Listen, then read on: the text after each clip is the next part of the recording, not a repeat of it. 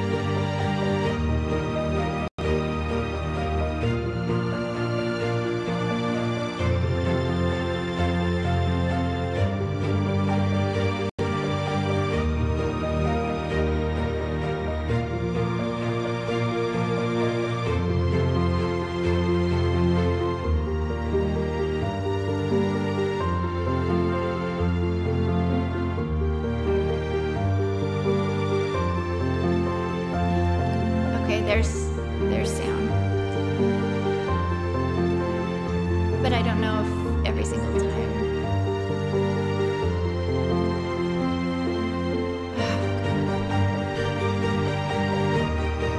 I don't know how to check it now that I'm live. I just have to make sure that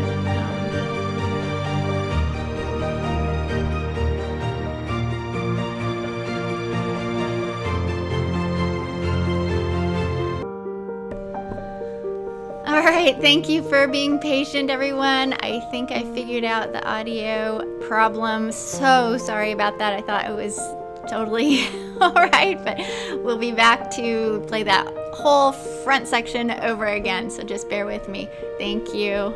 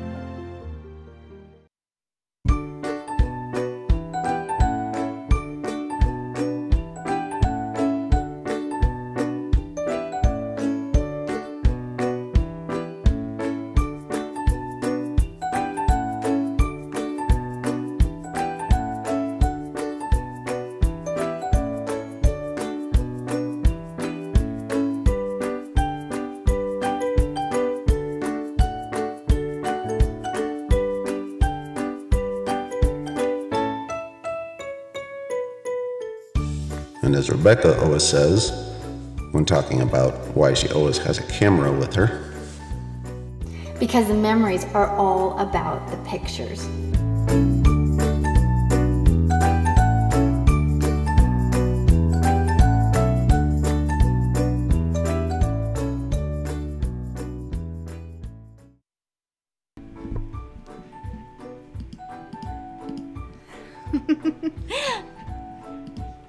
All right.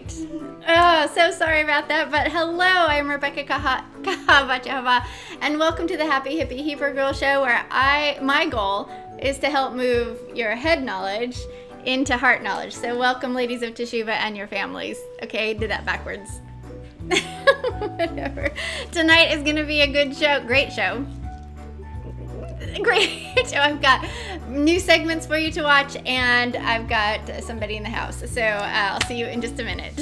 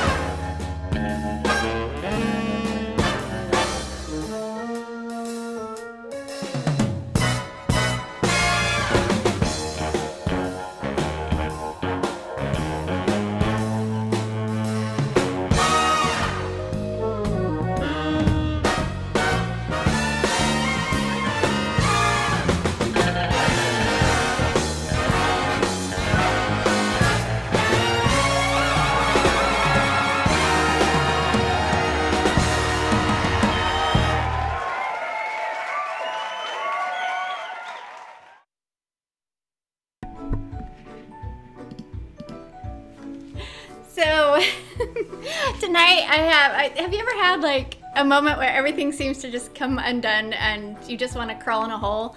Well, that's me right about now. So tonight I have Isaac is in the house. He's going to join me for the teaching at the end. Hadassah is going to join me for a little bit. And tonight we are going to talk about health.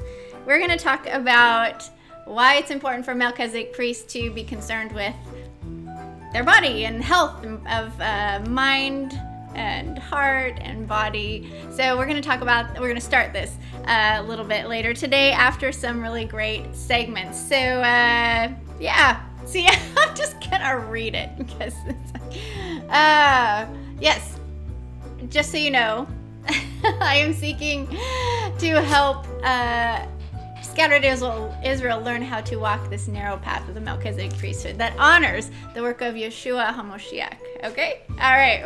We'll be back again. Kata, will you stop it? Stop, stop, stop. Lick, lick, lick.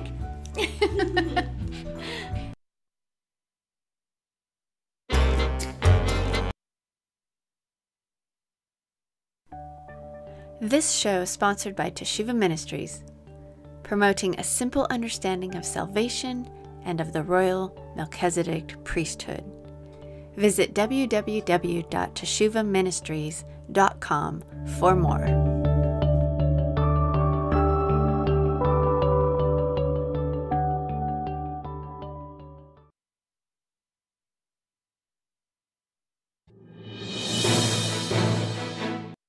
Good evening and welcome to the newsroom. I am Rebekah Kaha, and tonight we are going to look at like father, like son. Where does the son echo the father? Super important. So tonight we are going to actually look at where both the father and the son talk about seeking Yahovah Elohim with all your heart. All right, let's look at Matthew 7:7 first. We will look there at what Yeshua is talking about. Matthew 7:7 says, "Ask and it shall be given to you, seek and you shall find, knock and it shall be opened to you. Everyone that asks will receive, he that seeks will find, to him who knocks it shall be opened." All right, there we go. We're going to seek Yahovah Elohim. That's what Yeshua tells us to do. All right, and then also Yeshua says in Luke 11:9, he says, "So I say to you, keep asking, and it shall be given to you. Keep seeking, and you shall find. Keep knocking, and it shall be open to you. For everyone who asks receives, and he that seeks finds, and to him that knocks it shall be opened. All right, so he's talking about seeking and asking. All right, let's see where Yeshua actually is echoing his father. Here we're going to look in Jeremiah. We're going to look in Jeremiah 29:13 to 14.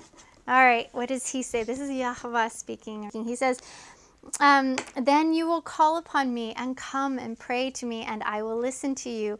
You will seek me and find me. When you seek me with all your heart, I will be found by you, declares Yehovah, and will bring you back from captivity. I will gather you from all the nations and places where I have banished you, declares Yehovah, and bring you back to the place from which I carried you into exile. So you can tell again that he is talking the same thing about seeking and finding, and he's actually, Yehovah is speaking about scattered Israel coming back. So there you have it. I pray for you that you want him so bad that you seek him with all your heart. That is my suggestion. Drop everything you're doing and seek him with all your heart. Until next time, I'm Rebekah.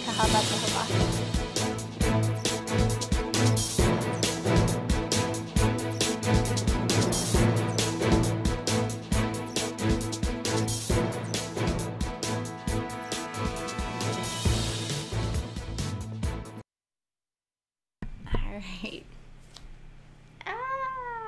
So I forgot to say Shabbat Shalom. It is Shabbat, and I've got Hadassah here with me. We have had we had a good Shabbat today? Yeah. Yeah. What did we do today? Let's see. What do we do? Sorry. What do we do? We just got it. This is why we're kind of rushed. Is because we spent the afternoon. Or late morning, early afternoon. Where'd we go? Oh, we went on a hike. Yes, we went on a hike. So that's kind of why we're a little bit where I'm a little bit flustered, I think. But because we were Shabbating. Yes, so I hope that you are Shabbating or got to Shabbat today. This is how we're, as a family, closing out Shabbat with this show, with the Happy Hippy Hebrew Girl show. So I got Hadassah on here. I have Hadassah on here for a few minutes to ramble about a couple things. And since today we're going to start a health series, I don't know. I think it's going to be 4. I don't know. We'll see. 4 Shabbats. I wanted Hadassah to share with you. Yeah, that's where the camera is. I know where they are. Oh, before we go there, Hadassah, you're homeschooled, unschooled, yeah. Anyway, and we went this week to try to find you a pottery class, right? And when we found this cool place, it was really cool, and we really, on the phone, I talked to him on the phone. I thought it'd be so fun, because she's been asking about she wanted to do some pottery along with her crocheting. And we went there to visit to see if it was a good place, a good match, and what happened? When we walked in, what did we see? Pagan gods that he made, and they were everywhere. Yeah, he's really big into fantasy, and so we walked in the front door, and Hadassah was a little bit behind me, and I walked in, and boom, there's this huge demon bust, and I just went, oh my, and I got her protected kind of in the corner, and then he came out, and I was yeah, I think we're good. I looked at that, and he goes, what? And I was disturbing image. And he said, oh, well, come in the back. So we went around and went into the back and into where all the wheels were and all the people were working. And then all over the walls, there was, I don't understand the mind that wants to dwell on those things. Do you know? And then also, my mom wants to see this place in downtown Spokane at this rec center. But that was different. Yeah. That was it what we did different. afterwards. But I'm just saying, Yeah. we went into this pottery place and it was full, and we had to turn around. It was full of gods, full of evil things, full of wicked creations that him and all the other people were coming up with. And I'm like, I'm not going to have my child sitting around that all day long for hours and hours creating plates while demons are around. So anyway, another hard decision of a believer, right? We got to like find another place or we won't do pottery. Simple as that, right? Right. Okay. So I'll do art next. Okay, so what I wanted to ask you, Hadassah, in this little segment, just to ramble just for a second, was tell everybody what your morning routine is, and don't get too specific, but just talk for a little bit. Just tell me because this child loves routine, absolutely loves routine. So tell us what you do. We came up with a little routine for the morning that you like to do. What is it? How do you do your mornings? Well, the first thing I get up is I make my bed. Right. And I get dressed. Yep. And I go to the bathroom and do my hair and stuff. Yeah. And I come out and get my Bible, and then I'll read a verse. You read quite a bit. Before, I think she reads about a chapter or so or more. Before breakfast. Right. That's what I do. And we eat breakfast, and we watch AFR, and that's our and then sometimes she does a stretching video. And sometimes she takes the dogs for walks. So she has I really like her little, she has a really good morning routine. So I just thought I would have Hadassah share about that right now. That's cool. Anybody else? Because we're going to talk about health, and this is part of health is routines, what you choose to do with your day and whatnot. So Daddy's trying to get Hadassah to look at the camera. And I'm like, what? What's going on? All right, we have some more segments for you coming up, and my tongue will start going here pretty soon. So thank you, Hadassah. Yeah. Say bye-bye. Bye. No, not bye-bye to bye-bye. Okay, bye. All right. Oh my.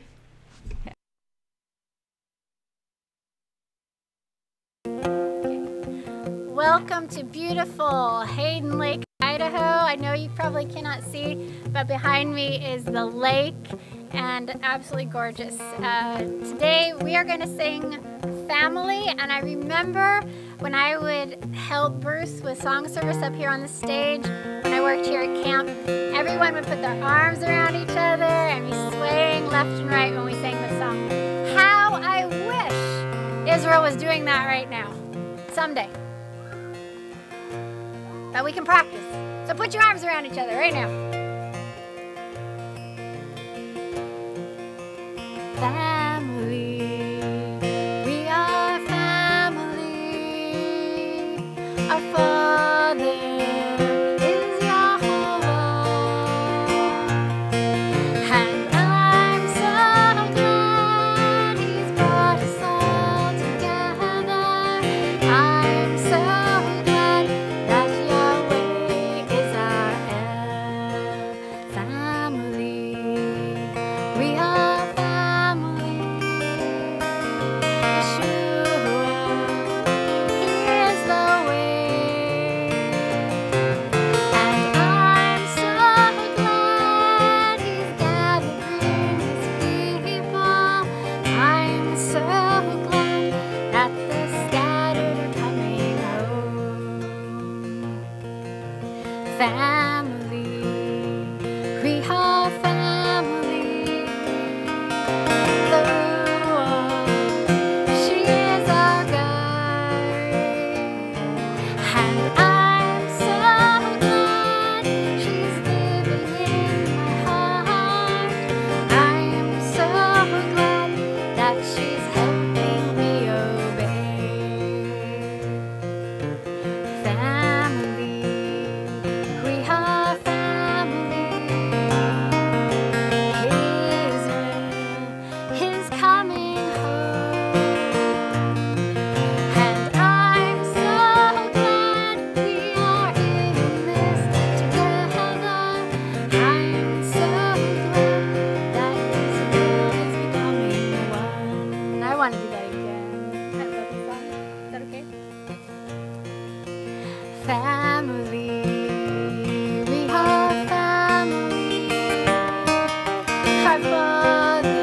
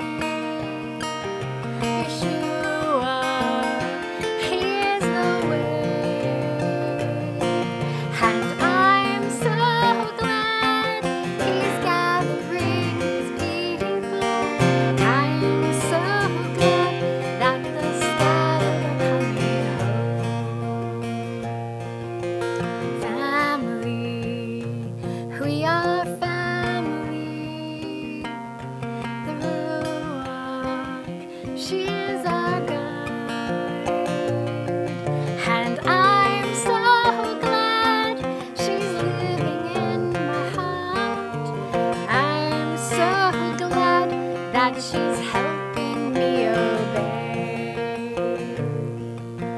Family, we are family. Israel is coming home, and I'm so glad we are in this together. I am so glad that Israel is becoming one. That I love that song. Man, that has been so much encouraging.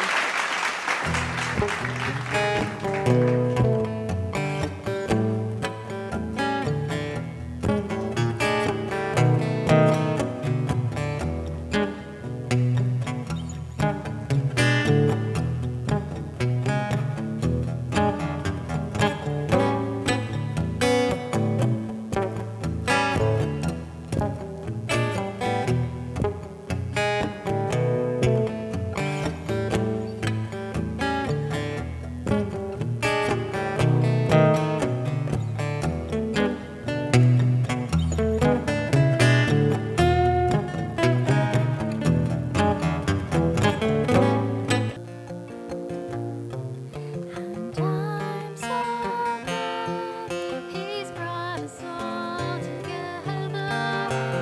I'm so glad that Very nice. I got both in there in this one.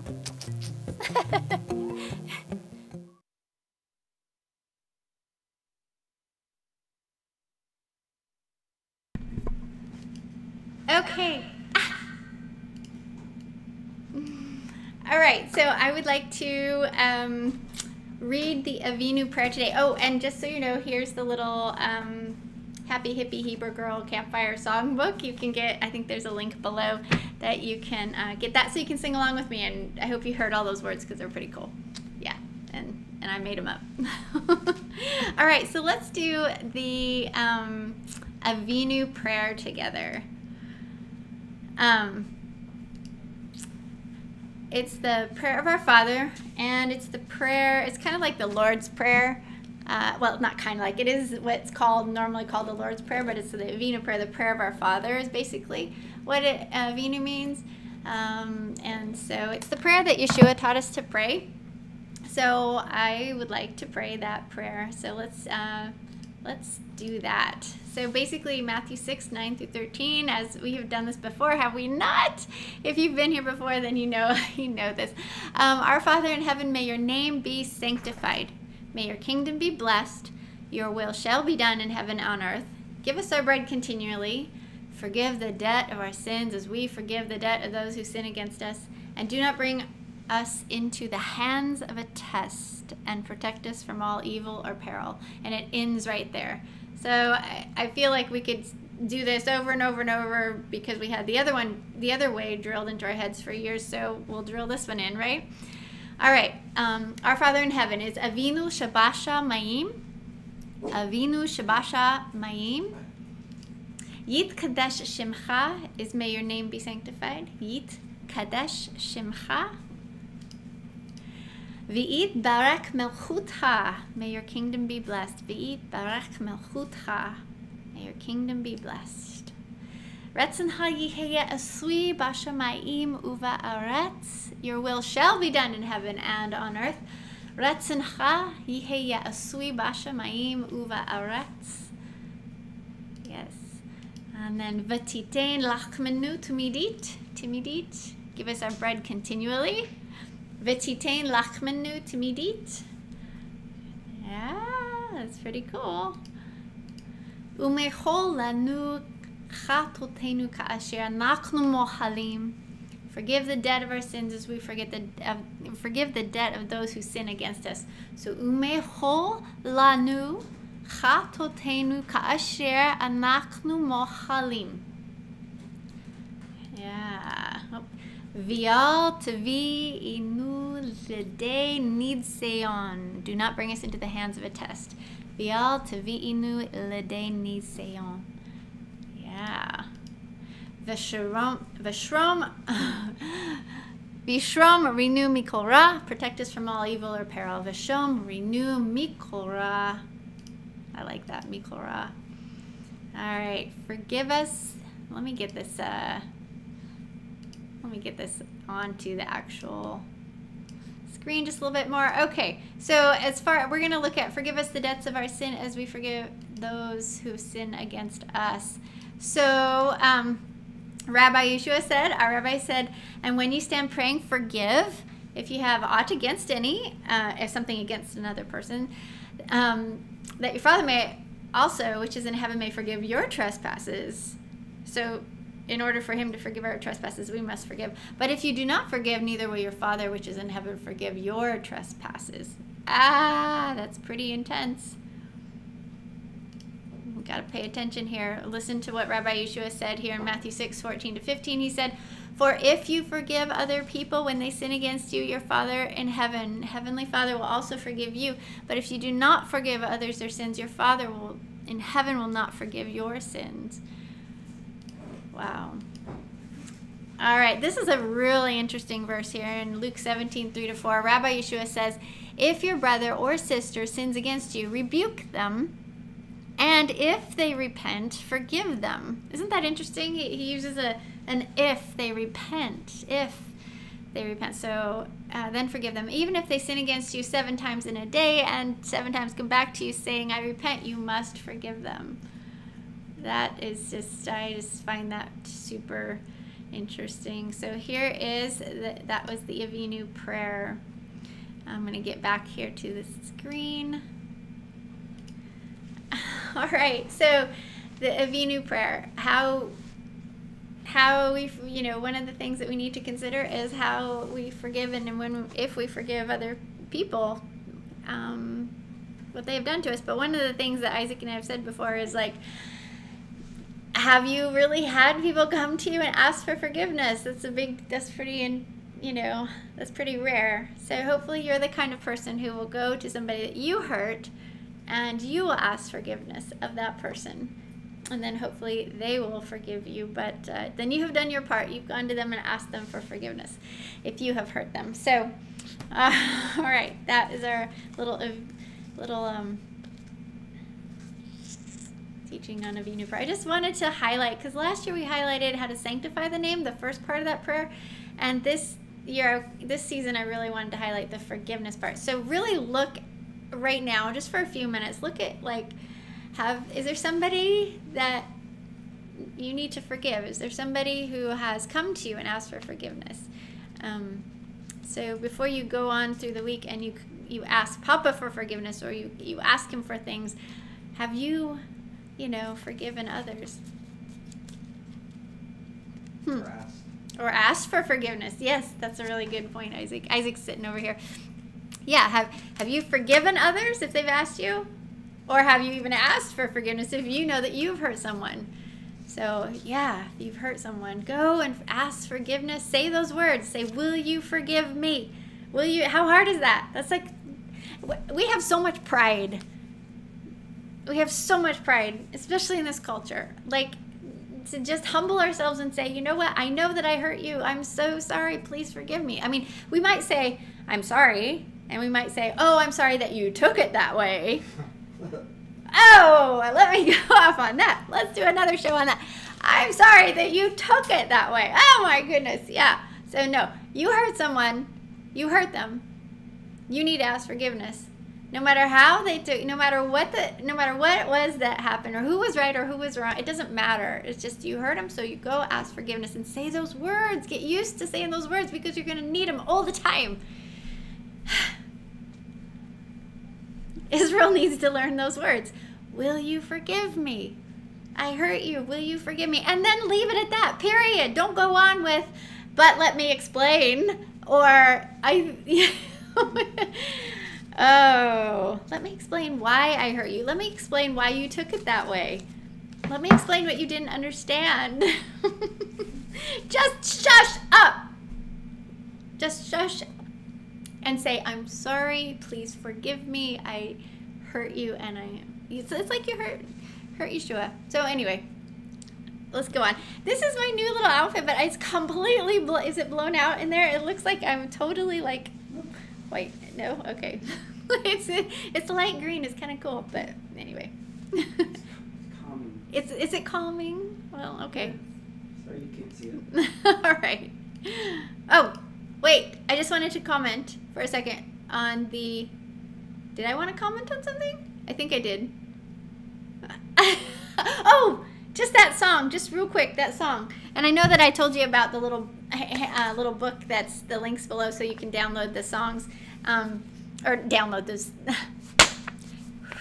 Download the little music book, campfire song book that I have, so you can follow along. But that family idea, I mean, if you're going to be a part of the family of YHVH, part of Israel, then you got to get used to saying, I'm sorry, will you forgive me? Not just I'm sorry, not just lip service. I'm sorry, please forgive me, okay? So family, that will help family act more like family.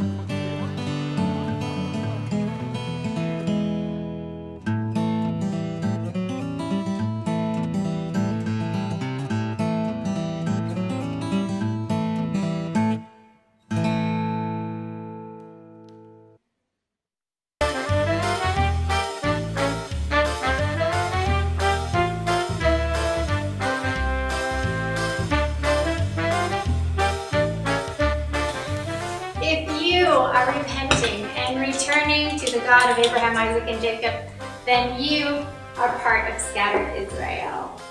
And it is prophesied that one day Yah will plant you in the land. But until then, perhaps you'll get to visit. Last ago, we went to visit Israel. Yes, and so today Hadassah and I have 3 travel tips for you. Number 1, travel tip. Number 1 is how to say the word please. Please in Hebrew. How do you say the word please in Hebrew, Hadassah? Bevakasha. Bevakasha.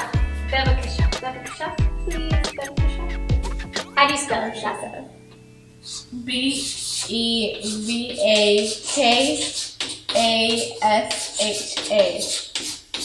Bevakasha. In fact, this is one of my favorite words to say. It just sounds so pretty. Bevakasha. All right, travel tip number 2 is something that I don't actually have to show you, unfortunately, but I want to tell you that you need a converter or an adapter when you go to Israel for all of your things that you need to charge. Your blow dryers, your curling irons, your phones, your computers, anything that you need to charge, you need a converter because the power supply is different between the 2 countries. So unfortunately, Isaac packed ours away so good that I can't find it. So it's in storage somewhere, I just couldn't find it for this show. So travel tip for the day is get a converter. So travel tip number 3 is get the program Waze on your phone. It's W-A-Z. It is a super cool program that you will need when you try traveling around there and you're driving your car to it's a little bit better than Google Maps and this sort of thing. It's super good because it can tell you if there's construction or it will tell you if there's a jam. It's kind of dependent on everyone who has Waze. So if you have Waze and you're driving and you see something, then you can make a note of it so everyone else can benefit from it. And it will give you the speed you're going. It will tell you what speed you're going. and what the speed limit is. So I really liked, both Isaac and I liked the app called Waze. So those are our travel tips today for you. Hadassah, it's your line. Oh. Wake up! It's 105 degrees today outside. She's doing awesome. It's super hot. I can't wait to meet you in Israel. Yay! All right, so remember, it's his land. No matter what, no matter what people are giving to it or on it right now, it's his land. And in the end, there's a prophecy that says the scattered will come back, clean it up, and call it home. God bless your journey to his land.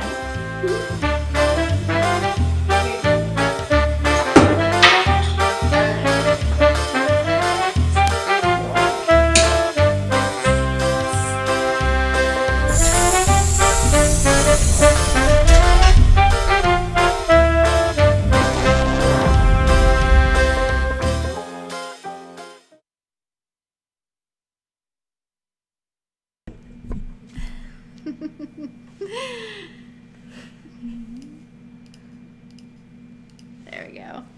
Isn't that cute? I think Hadassah is so cute. She's super cute. Oh my. Oh, that was so fun. It was 105 degrees that day. It was so hot. It was And miserable. And and it was so smoky that day. Oh my.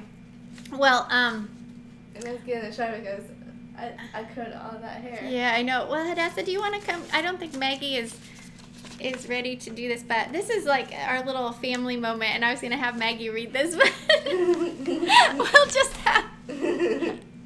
Look at this. I got a really nice little outfit on, and I got bare feet. I am such a mountain girl. I'm like not used to like a fancy dancy kind of suit sort of outfit, but anyway. Hadassah, do you want to come? Or wait, maybe I'll just read it. Never mind. I'm going to read this, and then I'm going to play another segment for you, and then we'll get into our talk on health, okay? Let me read this. And you know what? I'm going to put my glasses on. This is from Sharon on April 13. She says, "Dang, Rebekah, I've been around a lot of talented people in my day, but you by far are the most gifted I know." I think somebody else should read this. This is cool. She said, "Beautiful. Thank you for this outstanding post about the Melchizedek Priesthood. I have been learning more about this, and it is truly amazing. You explained it so well." Thank you. I pray that our Abba will open people's minds to hear it. There really is an opposing force at work against the truth. A battle is raging over this truth. Keep up the good work. Love you too, as Isaac and Rebekah, and love Teshuvah Ministries. So thank you, Sharon. Thank you, Sharon. That was sweet. So I honestly need these. Oh, I was gonna show Hadassah's thing. I honestly need these to like just to help encourage. Encouragement is so wonderful. It helps us all continue on. When somebody acknowledges something that you do and they say, "Man, well done, that's a great job," or "Please keep doing this because we need you," you know, when somebody says that to you, how does it make you feel? It makes you want to keep doing what it is you're doing. And sometimes it's mundane stuff, and sometimes it's just monotony, sometimes it's like really hard and you've got a hard spell to go through, and whatever call is on your life at that moment. And to have encouragement, it's like Shaul says, you know, he's like encouraging us to run the good race and endure till the end, you know. And so these sorts of things definitely help me. So thank you, and I hope that you are getting this sort of encouragement in your life, because it is so important. And yeah, but let me show you Hadassah's little bit of her artwork. For this, it was right there. There we go. Random encouragement and feedback, week 11. So yeah, this, and here is our slide for sending any mail, snail mail. We love snail mail, don't we? I think everyone loves snail mail. So there's that. Okay. All right. I think I have 2 more segments for you, and then we will get going on talking about health. And, yeah. All right, here we go. Like fresh air and breathe and out.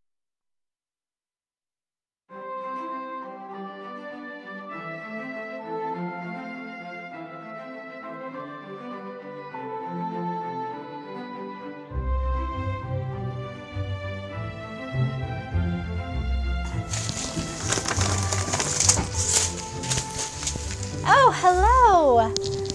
Well, welcome to my storage unit. Yeah, well, can I help you? What was that? You want me to tell you a story? Oh, I would love to tell you a story. I have many stories. Well, let's see. Well, definitely come on in and find a place to sit down and let me think. What story could... Oh, I know what story I could tell you. Okay, so are you listening? All right.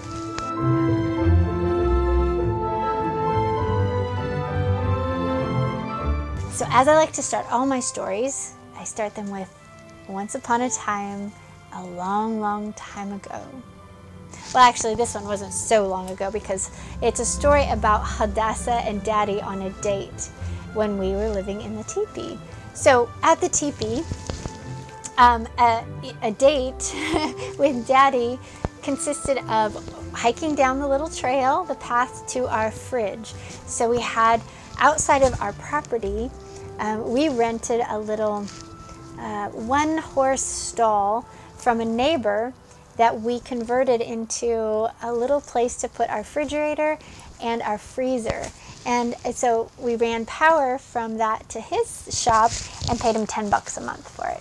It was super awesome. It was a little bit of a hike, so about a quarter mile, I think, round trip would be something like that.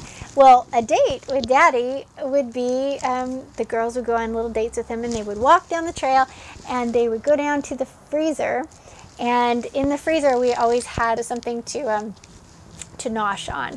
And a lot of times it was a feast item, so like at trumpets, let's say at Yom Teruah trumpets, I make an apple cake to die for. And of course we don't eat the whole thing, and sometimes I make two, and so we'll put one into the freezer, and then all year long we'll just take little snicks of it, right, little noshes of it. So that's, or we'll have ice cream down there, or they would make cookie batter, dough ice cream, or whatever. They don't just cookie batter. Yeah, they freeze it and then go down and nosh on it, and then they walk up the trail together. That was a date. Okay, a lot different pace when you live the way we did.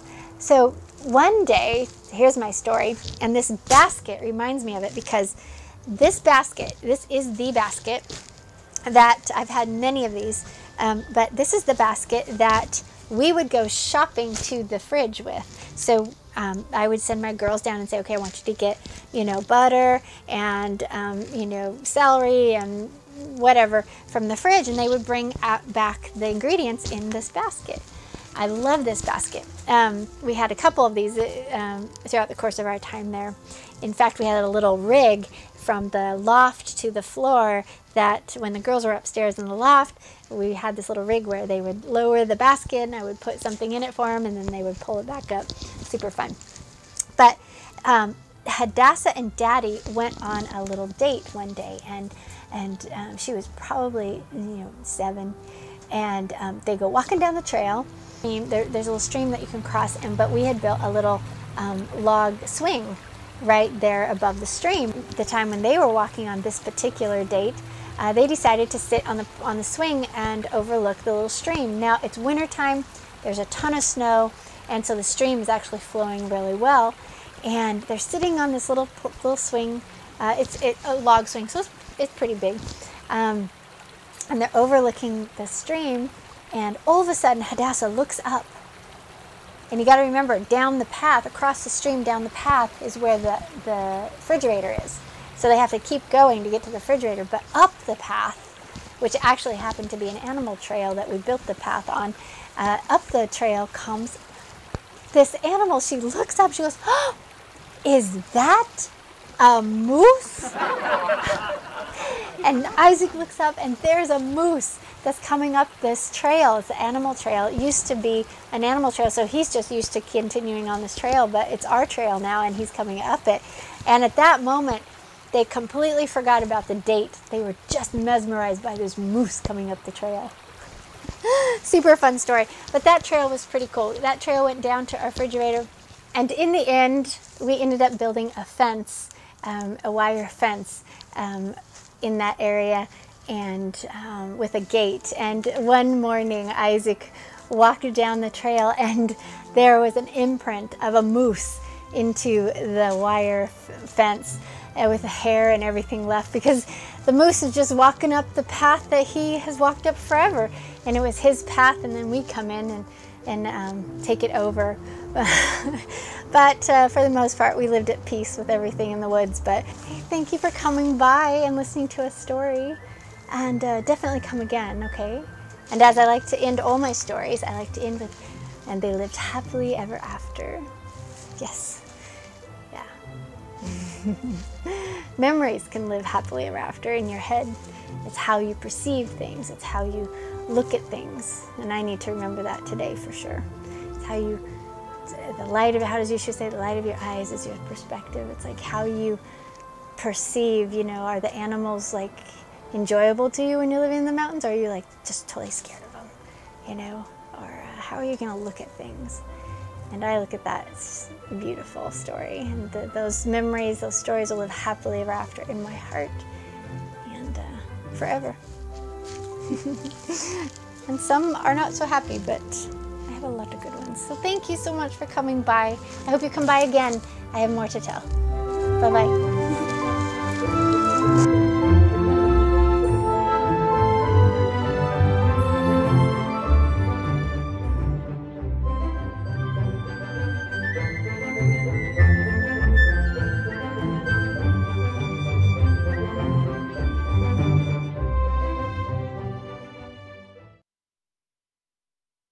Hi everyone and welcome to Tea on Treasures. Alright, so this is probably my favorite thing that you have ever made.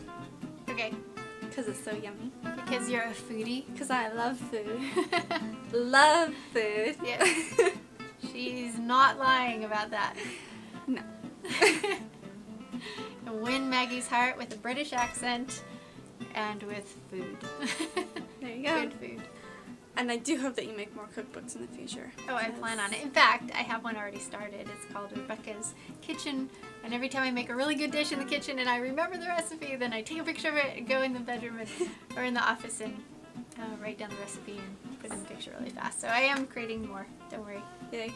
I'm glad. What is in this cookbook? In this cookbook we have 3 basic recipes for matzah.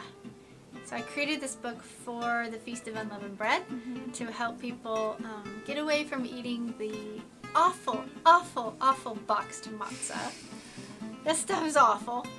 It's just like styrofoam. It's just awful. Yucky. And the whole thing with, you have to like make matzah within 18 minutes of whatever. For having it within 18 minutes total, I mean, that's ridiculous. It's a rabbinical tradition. So I like a good matzah. So this is a book filled with 3 really basic matzah recipes. It's filled with some teaching on what matzah is about, what it represents, and the spiritual aspect of it, as well as it has things to do with the matzah, how to eat it throughout the week of unleavened bread, that make it a nummy experience. So why did you make a whole cookbook dedicated to matzah? Because eating of Yeshua is so important. He harps on that. He says, if you don't eat of me, then you don't get into the happily ever after. And so the idea of eating matzah during unleavened bread, we're eating of the unleavened matzah, unleavened one, basically. So we're supposed to practice during unleavened bread, eating of Yeshua. And so while you eat the matzah, you're supposed to think about Yeshua. You're supposed to contemplate him and eat of him. So you intake him while the bread is symbolic. It's about eating of him, but he is so prismatic and he's so wonderful, and there's so many aspects to Yeshua that we thought there's no way you could just eat matzah one way. Falafel and matzah, gyros, you know, Maggie's matzah shells. You may remember at the teepee, little matzah shells. Old World rice. You know, you have beautiful one pizza. I know a lot of people have great recipes on how to use their matzah during the week of unleavened bread. bread. But I just thought I'd throw my 2 cents in there and help people celebrate and look at how beautiful Yeshua is. Mm-hmm.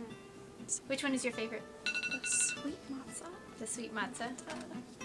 That one. The puffed sweet matzah with strawberries and vanilla yogurt. See, the kids want to eat the matzah because it's beautiful and it represents him, and they'll want to eat of Yeshua. So buy the book, make the matzah, and eat of Yeshua. Yeah.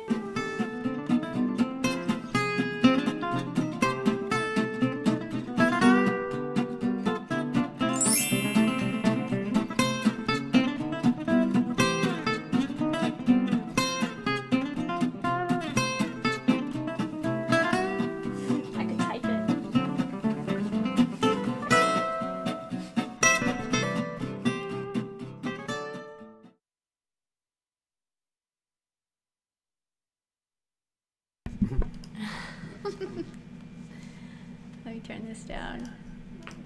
Okay. You okay? Yeah. Yeah, when somebody sneezes, we say horseradish. I always forget what it is. We say horseradish because when Hadassah just sneezed if you didn't hear her, and because the belief was in the ancient days is when you did that you were sneezing out demons, so that you had inhabited you, so they would say bless you in a way of like, the ancients weren't so crazy. I mean, we do stuff like that all the time. We're still doing it. We pass on these stupid traditions. So we don't say bless you when people sneeze, because we don't believe that you're inhabited by a demon because you're not sneezing out a demon. Do your research, people, and you'll find out. There's just lies everywhere, right? But as you find out and as you learn, then you make changes, right? And so we say horseradish. I don't know why. I don't know. I just have to do this one thing. Give me your head. We're gonna come here. It's all yours. Can I have it? Okay. It's all yours. Okay. All right. So today we are going to talk about health. Yay. And yay. All right. So yeah, let me just make sure. I got the TM treasures done. Oh yeah, so right here, and then okay, we're good.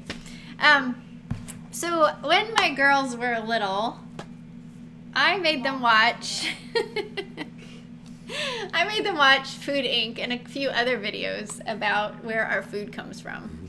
Okay, so they're traumatized completely. I will never ever forget being at the public school when the girls were little. So they went to public school when they were really little, and it was first grade, and I was always there. I was volunteering constantly. I was praying down the hall. As I walked down the halls, I was constantly praying over the halls and the school and the teacher, just everything, and I was constantly volunteering and everything. And I would come and have lunch with Maggie. She was in first grade, and I'll never forget this one day. I came in and they were having chicken nuggets through, the line. And Maggie never got, no, I wouldn't say never.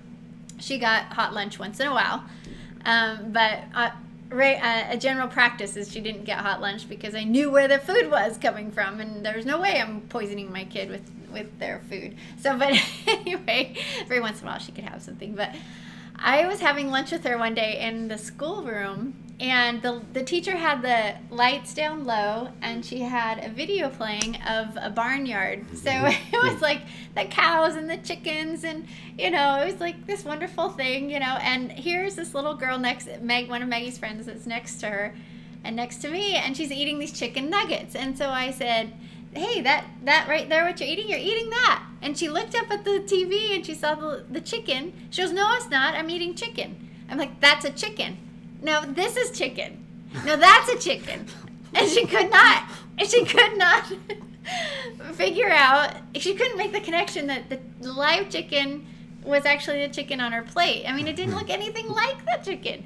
So, and she was and I realized how disconnected we are from what we eat. Like, we raise our children, with food that they have no idea where it comes from, especially the meat. And so I showed my girls, I had them watch this video and several others, and we're pretty much have always been vegetarian. What? Report on it. Yeah, they had to do a report on it. We've pretty much always been vegetarian for the most part. We've done fish and that sort of thing, and he likes red meat and whatnot. But if I do serve it at home, if I do serve meat at home, I'm really careful with where I get it and all that. So It's organic. yes. So so tonight we're gonna talk about health, and let me just get going on the Prezi slide so we can kind of delve into this subject. It's going to be something I think is going to take a few weeks to talk about. So I hope you're going to stay tuned for more, and hopefully like in the next week or so I will get my start to the show better, because that always throws me off, and I was literally shaking. Like, Oh. I was shaking, my heart was pounding, because I knew people were waiting, and it's just so rude to make people wait, and I just hate that, and I am so sorry. And so I was shaking and just nervous, and it throws me off for the rest of the show, but I'm trying to grab it back. Anyway, Which you did. Yeah, okay. All right, so what I want to do is we're going to show you, this is what, let me pull it so that it is a big, let's see, there we go. I know you can all watch me there do my work. Okay, so we are going to talk about how do image bearers care for Yahweh's temple. Okay, so these are the challenges to having life abundant. There's so many challenges here with, you know, your body, your mind, and your heart. And the last one there, the orange quadrant, the soul or the design, I'm still not quite sure what is actually going to go in there. But for right now, today we are only going to talk about body.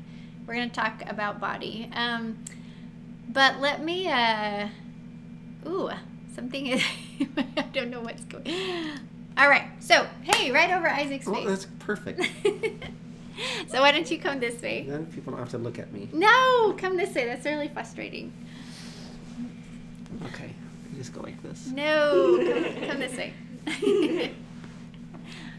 Okay, so now you remember Alright. people are up there. That's right. You gotta put your arm around me. Okay, I'm happy to. Okay. Oh my. Okay. So let me see here. We've got the big, whoops. I guess, okay. See, I'm gonna pull this over. There we go. Okay. So what I think I really want to do is just kind of intro this just a little bit. So this is, I'm calling it my health series. And so we're going to talk about health in body, mind, and heart, and how that affects our walk. So I feel like it's super important for Melchizedek priests to understand how this affects their job as a Melchizedek priest, and I feel like it's time to get serious about it because of what's going on in the world and what we're being offered. You know, what we're being offered to eat it's not even food. So we have to be super careful. I think one of these things I want to kind of like, I might talk about it a little bit later, but I'm really passionate about this because I'm super passionate about, you can relax. Take a breath. Get relaxed. You don't look relaxed. I think the viewers can appreciate that. It's kind of hard to relax sometimes I know. when It is. you're in front of the camera. It is. It's super. So. It is hard. So what would make you feel relaxed? Crossing your legs? Sitting this way. Sit towards me. Okay. How about that? I'll There you sit go. There you go. All right. There you go. Can you do that? Yeah. Okay. All right. So, Isaac and I are gonna banter here Yep. about stuff, and it'll be fun. There you go.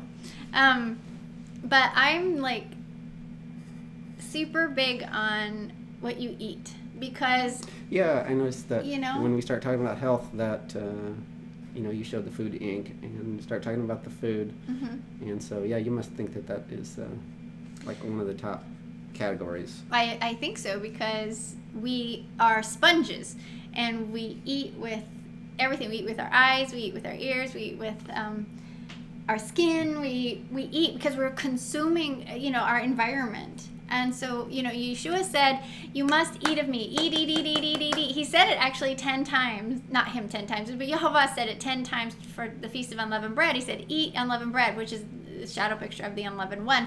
He's so serious about eating. And then we get to Yeshua, and he says, you must eat of me in order to have life. So obviously it is a huge deal as to what we eat. And, what God are we eating from? What belief system are we eating from? So we've worked on that. We've kind of cleaned that up.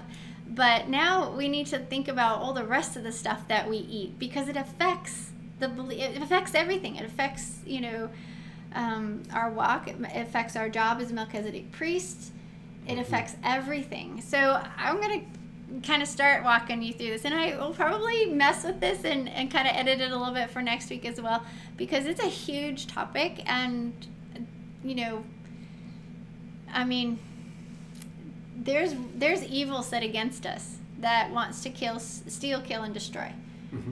So they want to steal, kill, and destroy, or Hasatan wants to steal and kill and destroy our life and the abundant life that Yeshua wants to give us. And so if we just go, oh, I can drink any water I want, oh, I can eat anything I want, it's all cleaned in the blood. No, it's not. Hello, there is clean and unclean. And we've got to learn what the difference is between the holy and the unholy, and the clean and the unclean, and what is poisoned and what is not, what is food and what is not. Right? Mm-hmm. Yes. Right. Okay. So in this series, we're going to talk about the fact that the issues and everything can be super confusing, actually, because there is a ton of people out there, which is really good. There's a ton of people out there who are trying to unpack this and help you stay healthy and get healthy and choose healthier ways. And everyone has a smoothie. Everyone has, oh my, everyone has something, a new exercise, a new way to lose weight, a new this, a new that. And it can get super confusing and unattainable, frankly. Like, you can't do it all. It's not possible, So what I want to suggest here in my little series is sustainable ways to look at this and how to do this in a very easy, real people sort of way. Right, and that's good, because I think we come to this category with like one or two strikes against us already, because it's something I have already struggled with, like, plenty. Right. And so we kind of come to it with the whole subject kind of freighted with all this, stress, guilt, fear, right, whatever. And I think maybe to the degree we've kind of lost sight of the why it matters in the first place. It's just like a big should. Right. I know we should. Yeah, I know I should. Right. But I can't. Yeah. So I think it's just a great opportunity to see it with some new eyes, which will be yours, and to get back to why it really matters. Yeah, and I think this will go really good with the last 3 or 4 weeks topic that we've had. Okay, we haven't been here for 2 weeks because we had a break there, but before that we did 3 or 4 weeks of the disappearing image bearers. And so what I want to do is take that and just kind of continue it a little bit and say, how do we take care of the image bearer? What does that look like? Okay, well, I discussed like what don't do, don't tattoo, don't do this, don't do that. But let's look, to try to separate ourselves away from what the pagans look like. But let's now turn to how do we take care of this, the image bearer. And I want to give my friend Sherry the credit for pushing me in this direction, because after the disappearing image bearer series, my friend Sherry from the East Coast, she's like, hey, how about, I would be interested in hearing about X, and that's where this is led. So about health. Okay. All right. So in the series, I'm going to share my story. We're going to talk a little bit about, I'm going to talk. You're not going to talk because you're not there. You're not here. You're over there. I'm here. So we're going to talk a little bit about my story and our story, our family story and stuff. And then Isaac and I are gonna banter. And Isaac has a ton of struggles, like you said, with this. So we're gonna do some healthy banter. Yeah. Cool. Which, yeah. Okay, yeah. And then the importance of trust in relationship to, okay, we have chosen an Elohim, and we have chosen an Elohim based on his track record and who he is. And so there is, I believe, a trust factor there that helps us with health, that helps us with our health when we realize who this Elohim is and what this Elohim will do for us. So I'll address that in just a little bit, and kind of how that plays into it. So our trust, our belief, how that plays into the health of the mind and the heart and the body. And then how do I, as Rebekah, think about and process health principles, and how do I apply them as a mom and as Ezer Kenegdo? So, because the mom is really the one in charge of a lot. She's in most of the time. I mean, you were just in the kitchen doing stuff, but most of the time I'm in charge. I go shopping. I'm the one that stocks the fridge. And I'm the one that gets the house cleaners. I'm the one that gets, this, that, and the other thing. And so there's a lot that rests on the mom or the wife or the woman or the Ezer Kenegdo that I want to share with you how I do what I do. Because I think we live sustainably healthy. Okay. I'm also going to, I had these here for you. When I talk about eating, you eat in so many ways. You become what you eat. And we're going to talk about shampoos and products, cleaning products, beauty products, cosmetics, huge for women. And very important once you discover what is set against you and how it wants to kill you. So, all right. Hey, that's fun. It's going to be kind of low. Maybe we'll throw it up there. All right. So in this series, we're going to talk about health and why it's important for Melech Tzadek Priest to get serious about. And, hey, guess what? Health can be so confusing. Hey, let's go through this way. We'll do it backwards. No, just No! If only I had an assistant. hit it one more time. If only. All right, 3 reasons Melech Tzadek Priests will consider it their job. Okay. Part of their job to care for your mind, your heart, and your body. Obviously, I'm missing a comma there, but oh well. All right, 3 reasons. And you know what? I think actually I think your punctuation is fine. I think I should have 4 reasons. Oh. And I bet you anything. Okay. Let me see. Let's see. 1, 2, 3. Oh, it is 4. Good. Hey, Maggie. I would love for you to do it. Just throw that on the floor. Yeah, leave that in. Do another one over there. Okay. It actually should say 4 reasons, but here we go. There's my 4. See, you had it the whole time. You're good. I know. So you got it covered. All right, let's pose for a picture. Right now, on live YouTube? Yes. I can't believe this. I know. Thank you, Maggie. Okay. All right. Okay, here we go. All right. Oh, you're funny. 4 reasons Melech Tzadek Priest will consider this their job to take care of your heart and your mind and your body. Here we go. Because you're an image bearer. All right? That's a huge reason right there. So to understand that an image bearer must be careful with the reflection that they're giving. Okay? You, as an image bearer, you are reflecting the ones that created you as a female and as a male. Okay? And if you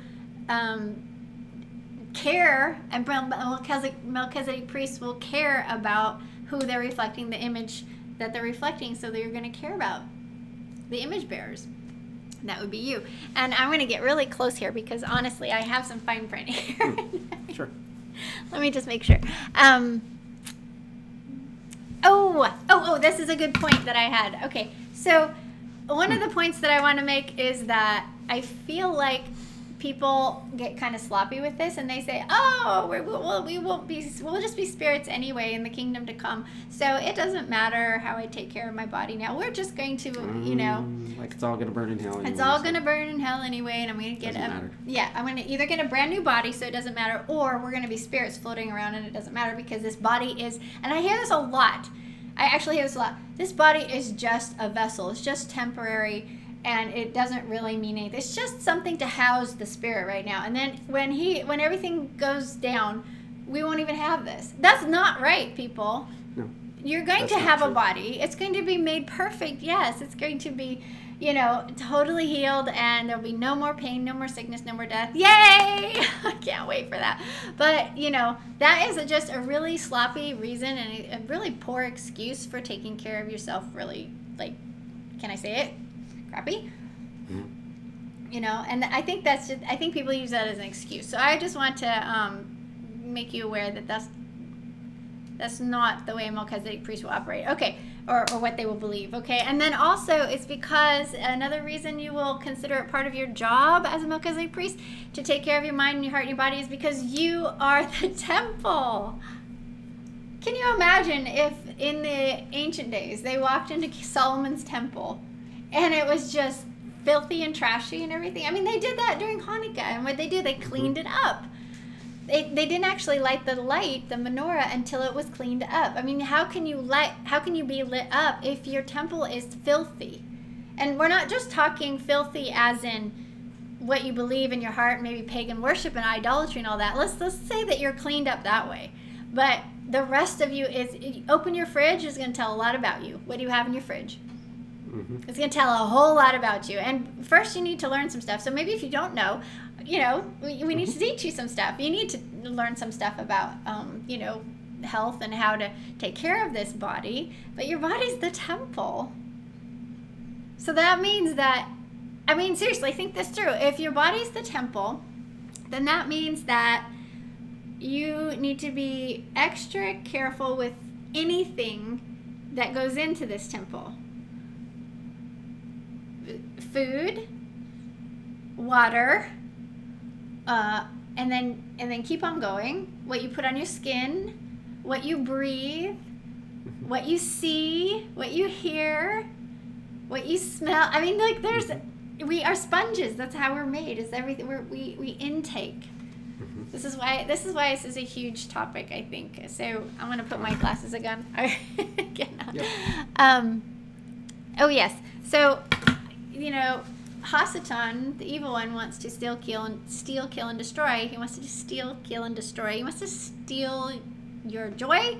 He wants to destroy you and kill you outright, either outright or by whatever means. And so you look at this wonderful thing he's got going right now, which is the whole medical industry.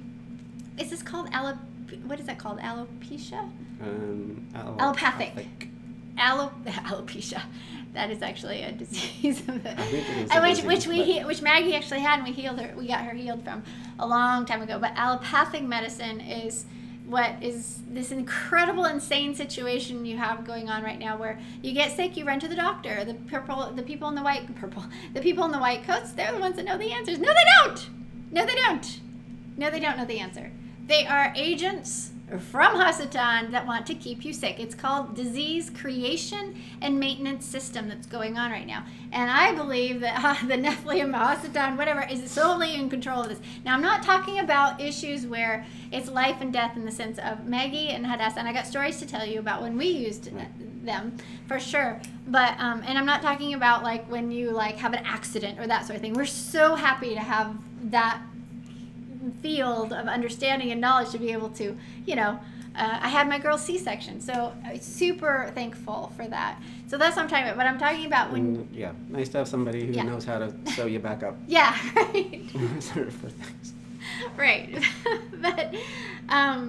But there's the pharmakia. Pharmakia is like witch's brew. If you look at that word in Revelation, it talks about pharmakia being witch's brew, and you look at what pharmakia is. Pharmacies are, the word pharmacy comes from pharmakia, and they're mixing witch's brew in order to feed you poison, to make you sick.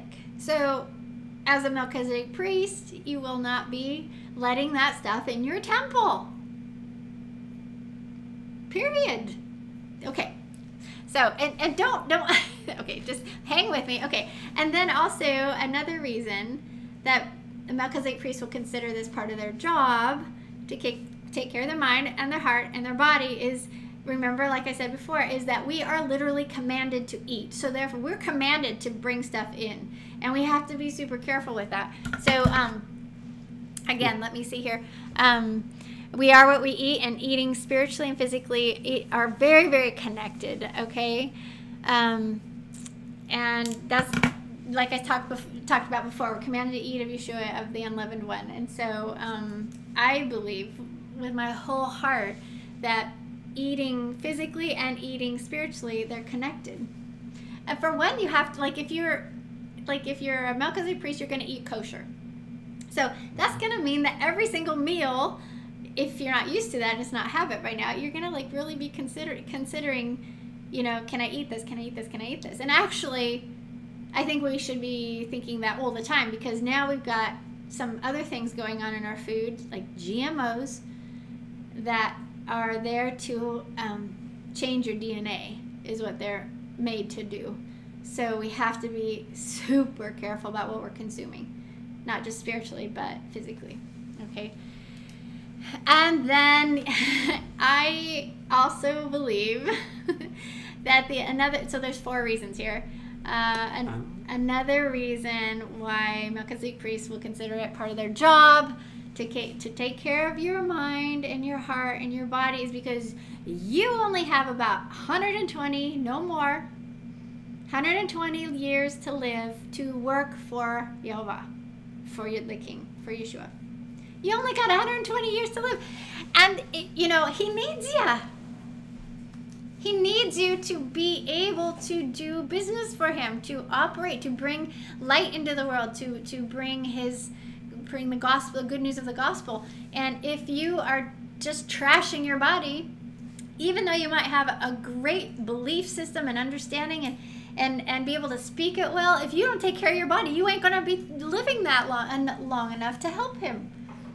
So I don't believe it's I don't think that he says, well, I only want you to live this long and you to live this long and you to live. He said, Yahovah said, man's time, it was right after the flood, he says, man's time now is going to be only 120 years.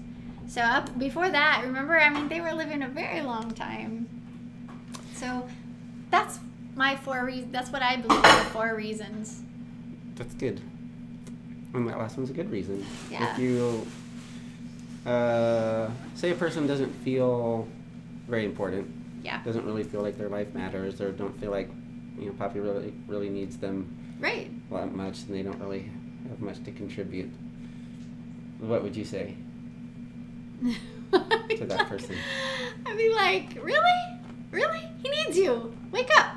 Well, yeah, I think probably coming to an understanding of that, taking that to heart, will probably go a really long ways. Yeah, I think we don't take that to heart enough. I think we think that Yeshua and Yehovah, they've got it. Like the Ruach, they don't need us. Right. But in all reality, they choose to do their movements, a lot of their stuff through people. There's times when they do stuff on their own, of course, but he used Moses. He could have just extracted Israel. He uses Moses. He uses Aaron. He uses, and I don't like necessarily the word uses, but he works through people. He chooses people, and then he says, I'm going to work my will together with you. We're going to do what I want to have happen.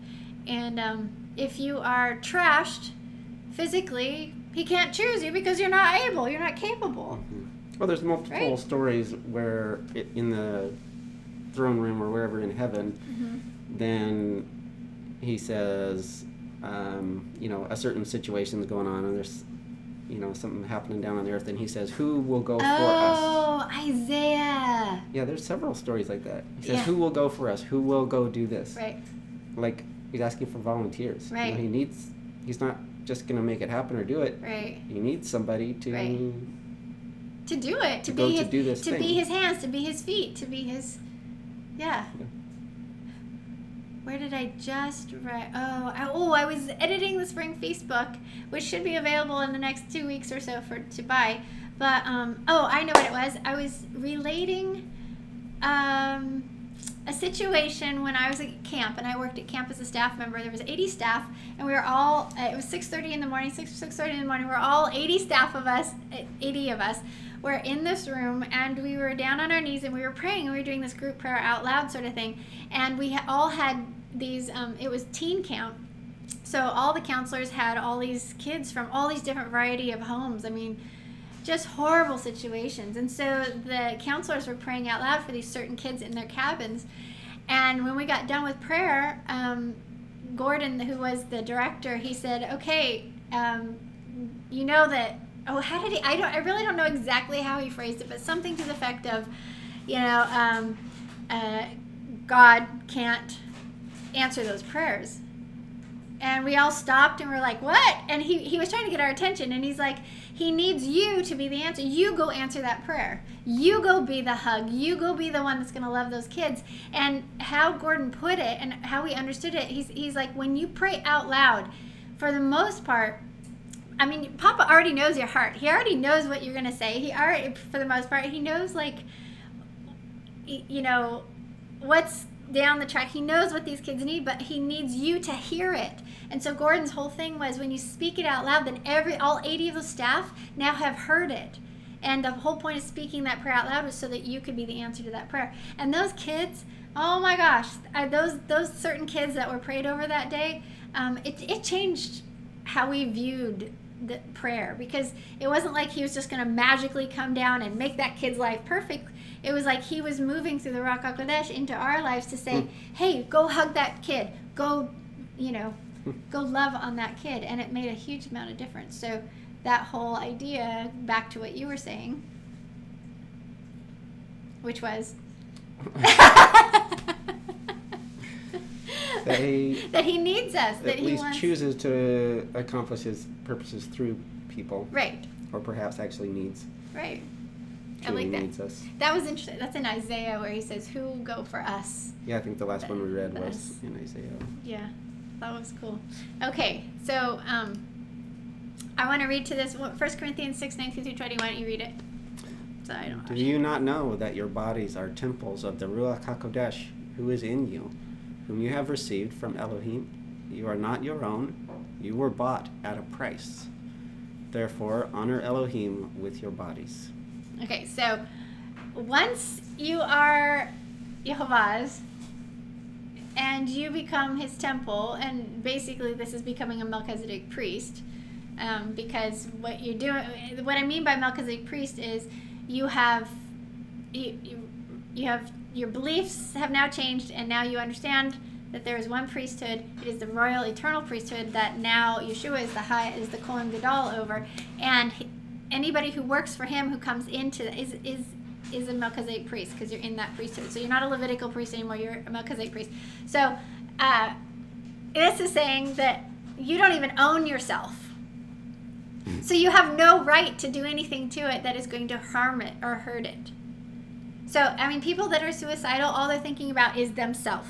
And so there's this selfish factor to it. And I understand being down and out, and I actually have stories about that from my own life and my own experience. But for the most part, you're going to be keeping in mind as a Melchizedek priest that your job is to take care of what is given to you. And this is the temple that's given to you. It's not your own. That's huge. That would affect, a lot of things. That would affect, everything that you're intaking, right? Because the Ruach lives right here in your heart. The Ruach is living here. What kind of house do you want for the Ruach HaKodesh? Isn't that amazing to think about? If you're the temple. There's no brick and mortar temple. You're the temple. And so what kind of place is the Ruach having to, live? I mean, perhaps she's not living there because it's filthy. Maybe you want this power in your life, this promise, but your beliefs are straight, you got that on, you understand everything, but your temple's just awful. Maybe she's not there because she don't want to live in filth, Or can't. Or can't. Can't's probably a better word. Yeah. Can't. Right? Because you got holy and yeah. Can't's a better word. All right, this is 3 John verse 2. Dear friend, I hope all is well with you and that you are as healthy in body as you are strong in spirit. So, what was that? I was asking Maggie if she would go check, if she'd please go check the audio. Oh, okay. That's cool. So as you can see, and there's lots of verses in the scriptures that talk about health. I mean, like, you know, I was thinking about where it says, a merry heart doeth good like a medicine. Like, we're going to talk about that in the heart section anyway. I will never forget that. It was camp. I was staff, and there was a lady that came to do it was chaplain of the week, and she sang this song over and over and over. I mean, this was like 30 years ago, and I said, a merry heart doeth good like a medicine. I'll never forget. Woo. Okay, so here's, I don't know if you can understand this photo. Do you see that photo? Do you understand it? I get it. What is it? That's light coming from the book. Okay, so it's like you're reading the scriptures, you're studying the scriptures. Okay, this is simply a graphic to help me remember a little story that I want to share with you. So, or at least something that I have seen quite a bit. Okay, a lot. Okay. So we get together as, you know, believers. And we get around a big table. I've seen this. You've seen this. We get around a huge table. Okay. Yeah. You have stacks of Bibles, different versions, different translations. Your interlinears, your Strongs. You got everything. Except Dead Sea Scroll manuscripts. Okay. Right.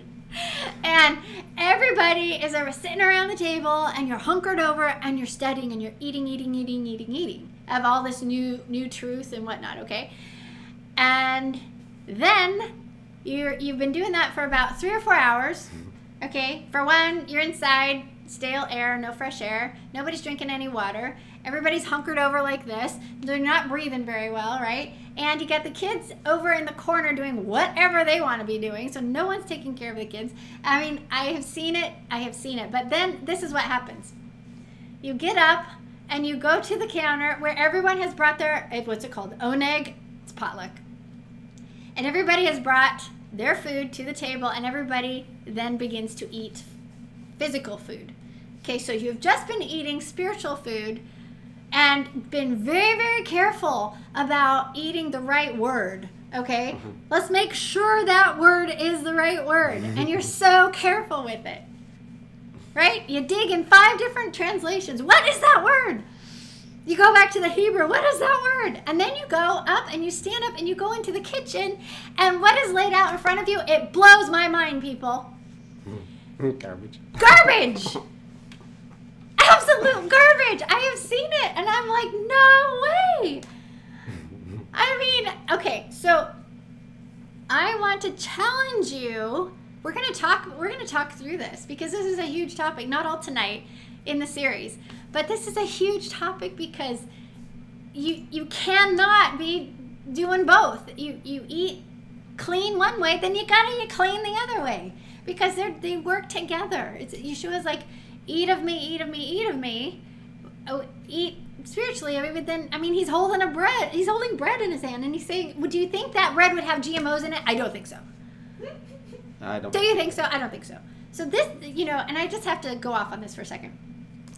When we host a feast, and when we did, okay, I am so serious about this that I don't care how many people I'm inviting. If I am the one if we are the one, I'm cooking it, and we're the ones providing all the food, I will get organic, non-GMO food for the whole thing. I'm using Papa's money.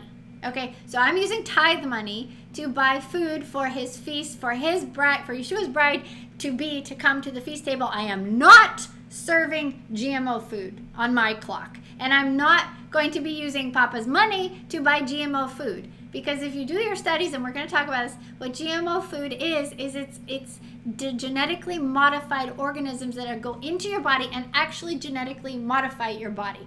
Not a good thing. This is a bad thing. Okay, if you don't know it, it's a bad thing. So what frustrates me to no end is when I ask people, sometimes I'll open it up and say, okay, I'm too tired to do it all myself. I need you to do this and you to bring that and you to bring that. Right. And then people stop by Costco and get big barrels of things to bring. And I get so mad inside. Because I'm very specific. Please do not bring, what do you call that? Like dirty food. There are certain things you can get that are okay. Like there's a dirty dozen and the clean, dirty dozen and clean 15, that sort of thing. But it just blows me away how we don't think about this. And I think it is super important to think about. And it's going to take a lot of work, honestly. And, my whole theory is if you have to eat GMO, genetically changing, modifying stuff, or water, or something, just a little bit of stuff, do this. You're not going to die. I mean, anyway, we will get to that. But I just want to begin to open up your minds to this topic. Because it's a pretty big topic, honestly. Okay, so I want to just share with you. I am almost, I'll be 50 years old in just a month and a half. And I know, right? Thank you. You responded appropriately. I have 50 years experience and I've 39. I'm 39. 39? Oh, 39 that's sweet. I wouldn't believe 1 year more. Oh my. Okay, so I have had 50 years experience in this. I have lots of stories to share. I have been successful in making new habits. So I have been in the place where I have had bad habits and haven't been taking care of this body at the temple, and I have been radically transformed. So I want to share some of that with you as we go down through the series. So I'm not a guru by any means. I'm not definitely not Dr. Axe or, I was like, yeah, I think it was Dr. Axe I wrote down. Yeah. So, there's so many gurus online that have the best new thing and the new diet, the paleo and the keto, I think it is now. It's kind of insane, and you don't need to do all that. There's always been a lot. I know. I remember my dad. For quite some time. I know. I remember my dad on oh shoot, it was right on the tip of my tongue. When we were little, my dad was on some diet of some guy. Oh. I can't remember. Whiter? No. No. Shoot, I can't remember. Mediterranean? No. I'll tell you about that in a minute. My dad had some really cool things that he did. Anyway, but I'm extremely so I'm not a guru by any means, but I am extremely health conscious. And what would you say, Isaac? You know me best with this whole health thing as far as what we're intaking. You have, you have experience and, like you said, success in not just with yourself, but with your whole family. Mm-hmm. Us. Yeah. Yeah. And making some lasting changes. Yeah, but I guess what I'm after is when you go to the store without me, you're trucking, so you go into the store or you go, sure. What are you thinking? I'm thinking, what would Rebekah buy? I know. So the first thing he'll say is when he goes in to buy something, or when he did buy something, and then he comes back and tells me about it. Goes, and I was looking, and I found one that was non-GMO. Yeah. So, did my job. Yeah. A little bit of guilt mixed in there, I'll get him a long way, right? I think. No, it's not guilt that I want to give, but it's scared straight. With the fear in them. I want you to be aware of what's going on. Well, that does help a lot, and I think that's where some people are definitely going to be starting is with a little bit of an eye opener. Yeah, and I'm not gonna I hope you know that I'm not gonna unpack I am not the scientist or anything like that. I'm not gonna I'm gonna be really practical.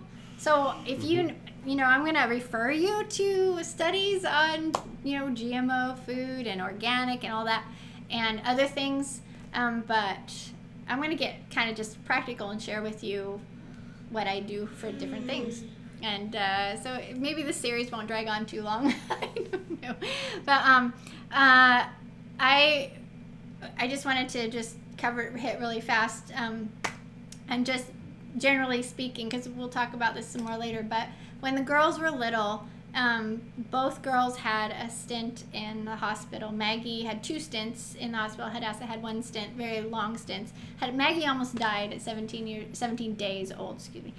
She almost died at 17 days old, and then a year later we had another episode with her. And then Hadassah was similar in that her croup turned to pneumonia, and she had massive respiratory problems, and so she was in the hospital.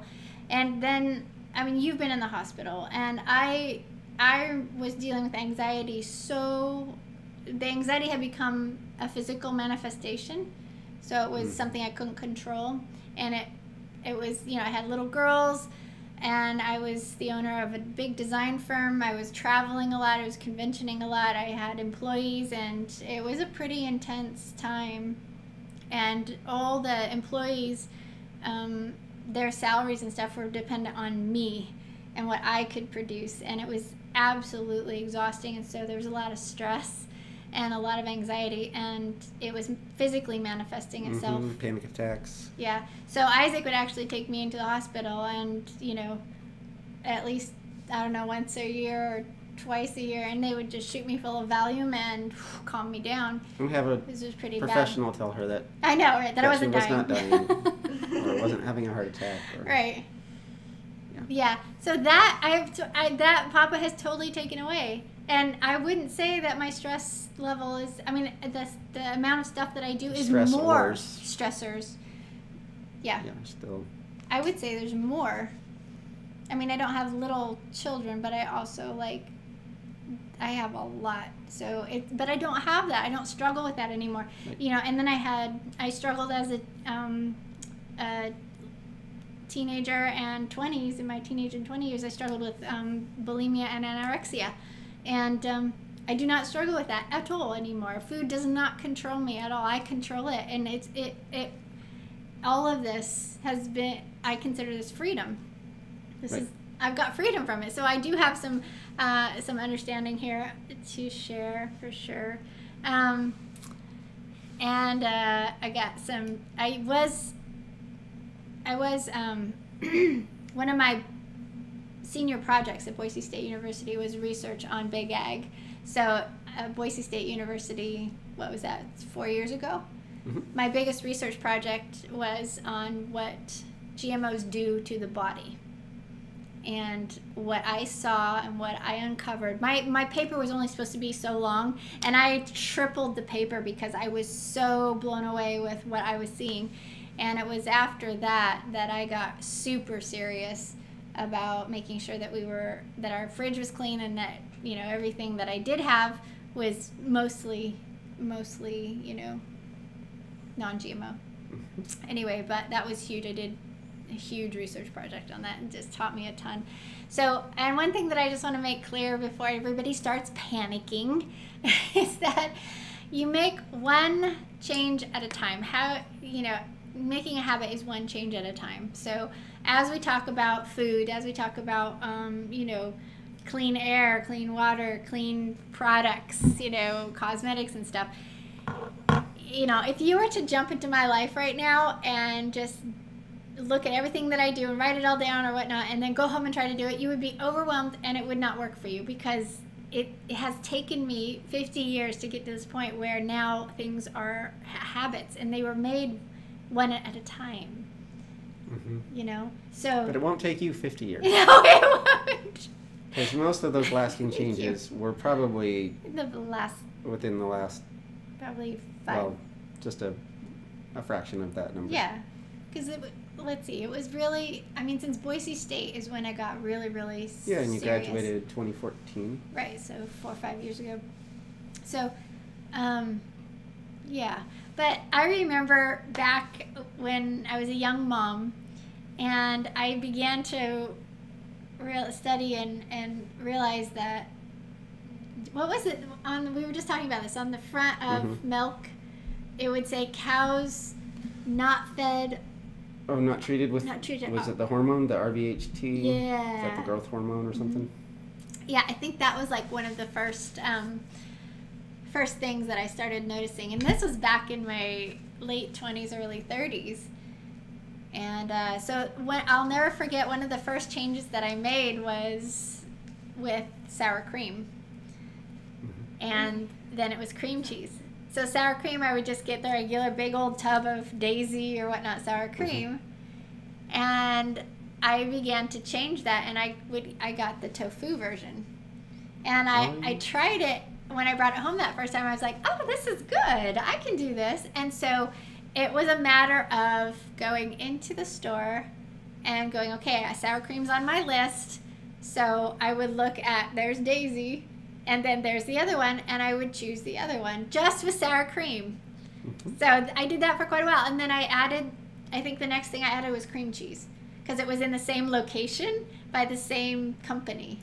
So, and that made it processy. And then from there, it was like one more thing. And I wasn't really conscious about this. It was like the Ruach began to open my eyes to, let's not do that anymore. Let's do this one. This is a better one. And I started reading labels. I started reading ingredients back then. Not as much as I do now. Definitely not as much. And then now I reread labels reread them constantly, because they always try to hide stuff. So, and not on my time.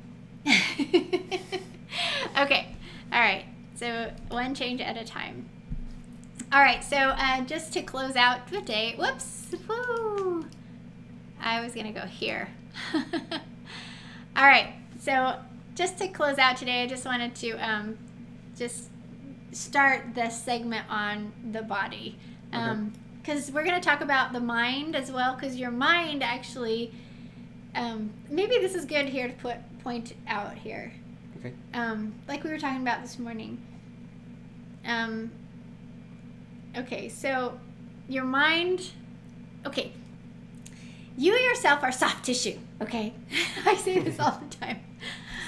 We actually left the log cabin and fled from the log cabin in end of October because they wanted to spray chemicals in our house, in our log cabin. So I take it so seriously about the fact that we are soft tissue, and what comes in is super important, because it's going to harm you. It's going to cause cancer. It's going to cause you to get the diseases of the nations, and I do not want the diseases of the nations. So therefore, I am not going to participate in certain things, which I am free to move. So that's what we did. Is we literally, because there was chemicals that they were going to put into our house and bomb it, and it was raid, which is in the news. Duh, it's cancer causing. It's going to be on all my stuff. It's going to be everywhere, and we're going to be breathing it. No way. I will not allow that. I'm not going to spend my precious years here dealing with some disease if you can prevent it. The precious years I have here, I want to help people get onto the narrow path. I want to help people understand that their dreams can come true in the happily ever after, and how to get that, and who their Elohim is, who the creator of the universe is, and how amazing they are. How this family, this, father, mother, son, beautiful. It's just so incredible. I got stuff to do. I don't have time to deal with, the diseases of the nations. I don't want them. And he says you don't have to have them. So we have to learn how to be aware of what's going on around us, because there's a lot that's set against us to steal, kill, and destroy this temple, right? To stop us from being the priests that we're supposed to be. All right, so, but your mind and your heart, you take care of them as well as your body. So they're kind of two separate things. Your heart has a mind of its own. So there's certain things that you have to do to actually take care of your heart, okay? And there's certain things that you have to actually do to take care of your brain. And we'll talk about those later, but I want to just make sure that you understand that, like the example I gave this morning. Okay. Taco Bell is not on my list of nutritious places to eat, okay? Really? No. even though during my 20s, when I was at school, at college, I ate there all the time, right? But once I learned the truth and found out, oh, okay, well, let's not do that anymore, I didn't do it anymore. So it's not some place that I take my family to regularly, or even frequently even, you know. Yeah. Okay, but my point is that you have to take care of your mind as well, and your heart. And there are times when I'm so exhausted as a mom. I'm trashed. I'm exhausted. We're out and about. My kids are starving. My husband is super hungry, grouchy. Everyone's grouchy. And there is no organic fast food in sight, because if there was, I'd probably go there. But I will take them to Taco Bell in order to prevent this from collapsing. Mm-hmm. Okay, so I'm going to override, you know, the knowledge that I have about everything to take care of my brain for that moment. That doesn't mean that it's like a habit. It's not something I do all the time, but it overrides it for that moment to take care of my head and my heart. So do you see what I'm saying? It's wisdom, it's maturity, it's knowing that it's giving yourself freedom and permission to just kind of allow the Ruach to move you as you need to. So when there is massive amounts of stress, for whatever reason, for that moment. Now, I'm not talking lasting. I'm not talking, you know, well, my life is always stressed, so I always have to eat and talk about. No. That's not what I'm talking about. I'm talking about that, you know, really horrible day when I just can't. Mm-hmm. And then you say, if I do one more thing, I'm going to have a meltdown. And so then you start, and then you say, okay, I'm going to take care of my head, my brain. Mm-hmm. And then that helps. You see what I'm saying? Yeah. You got to bring your brain along. You got to bring your heart along in the journey. Right. And you got to, and hopefully walk in freedom. Yeah, I think walking in freedom is huge. Yeah. Walking, you know, you make the rules, and then you can, from there, massage and break them as you need, you know? But you don't have sloppy rules and then have nowhere to, you have a rule and then you say, okay, today is an exception. Mm-hmm. So, all right. Okay, so just here for just a second. I just going to start this about taking care of your body with telling you about my childhood. But you know what? Now that I look at the time, maybe we should do this next time. I'll start food next time, or the body. Okay. Maybe we'll do that because this was the intro. Maybe we'll do that. Okay. Where do you think I should go? We'll give them a little teaser. Okay. What to look forward to next time. Oh, that's good. Okay. So just a little a little bit. Okay. Oh no. Okay. So we'll continue here because you know what? I've got this, and then I've got one item on my list to talk about today. Okay. Okay. So habits. Somebody really wants that one item. I know somebody's got to want that one. Have at least one thing, you know. Okay. They can't wait all week. Okay. All right. So habits are, as you notice, like I've got to keep moving. We're going to talk about movement too later on. But okay. So habits are formed super early. So when I was a kid, my mom and dad were very, very health conscious. Very health conscious. So I watched my mom and dad do. You know, they would always exercise in the morning. So my dad was big into bodybuilding. He was big into. They ended up running and doing a lot of walking, power walking and stuff. And aerobics, honestly. So when I was a kid, when I was 8, 9, no, not 8, 9, because we were at the farm. This was in the house, I remember. Because we were too busy on the farm working. We had too much to do. But when you're in the suburbs, which is where I grew up, which don't even talk, oh my. You know what, just. Anyway. Yeah, don't. Anyway. He turned the garage into a workout, into a gym, and he used to have, I remember all his pictures up of all the bodybuilders to like look for. And we had a hanging upside down bar. Like I remember the moon boots, and he had the thing, and gravity boots, and you'd walk up, and then you'd hang and let your spine kind of decompress, decompress. Yeah. Anyway, which hey, I just want you to know that I have my chiropractor, who is the only physician that I see. My chiropractor is going to come on the show, hopefully in a couple weeks, to talk about chiropractic care and what it actually is, and to help you understand how important it is. So hopefully we'll have that actually happen for you. But so as I watch my mom and dad's habits, what? Chiropractor.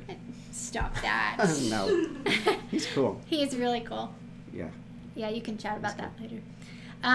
So I learned my routines from my parents. So as a parent, what kind of routines are you setting up? What kind of example are you setting up for your children? This is, for me, it was huge. Like, I remember, in the 80s, donning the big leggings. What were those little pink things? Leg warmers? Leg warmers! I remember those.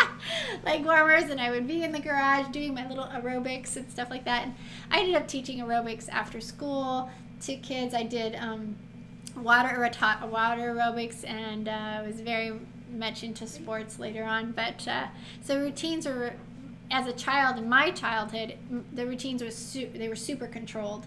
So like because I went to private school and part of the Seventh-day Adventist Church, the Seventh-day Adventist Church has a health message, which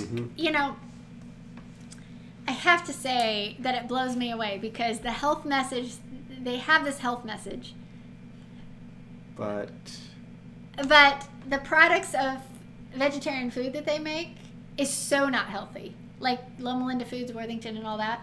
And once in a while, we'll get some of that to eat, because it's good to eat. It tastes good, but it's so not good for you. But then the Adventist world, I mean, they developed Loma Linda, the whole medical, what do you call that, educational facility, Loma Linda University and Loma Linda Medical Center and everything, and they have more medical institutions around the world than I think any religious denomination. It's pretty huge. It's absolutely huge, and they push pharmakia. So they have a health message, but they push pharmakia, and I could never understand that when I was growing up. It was a little bit crazy to me, because I'd see my friends who were Adventists in the healthcare system that the Adventists created, and they were, basically being pumped full of stuff that was, poison, and I didn't understand that. It was super. Anyway, so but on the flip side, I did grow up with the idea of there was a health message. There's something. So the idea of health. Well, it's, they got all these institutions, and so the church is full of the professionals, and they write the biggest tithe checks and et cetera, and so it kind of pretty much feeds the system, which is just another one of those things that we're here to talk about. Is another I think Loma Linda has a can of worms to open. It's disgusting. It's absolutely disgusting. Loma Linda, I think, is known for their cancer research, and all. I mean, it has everything to do with poison. It has everything.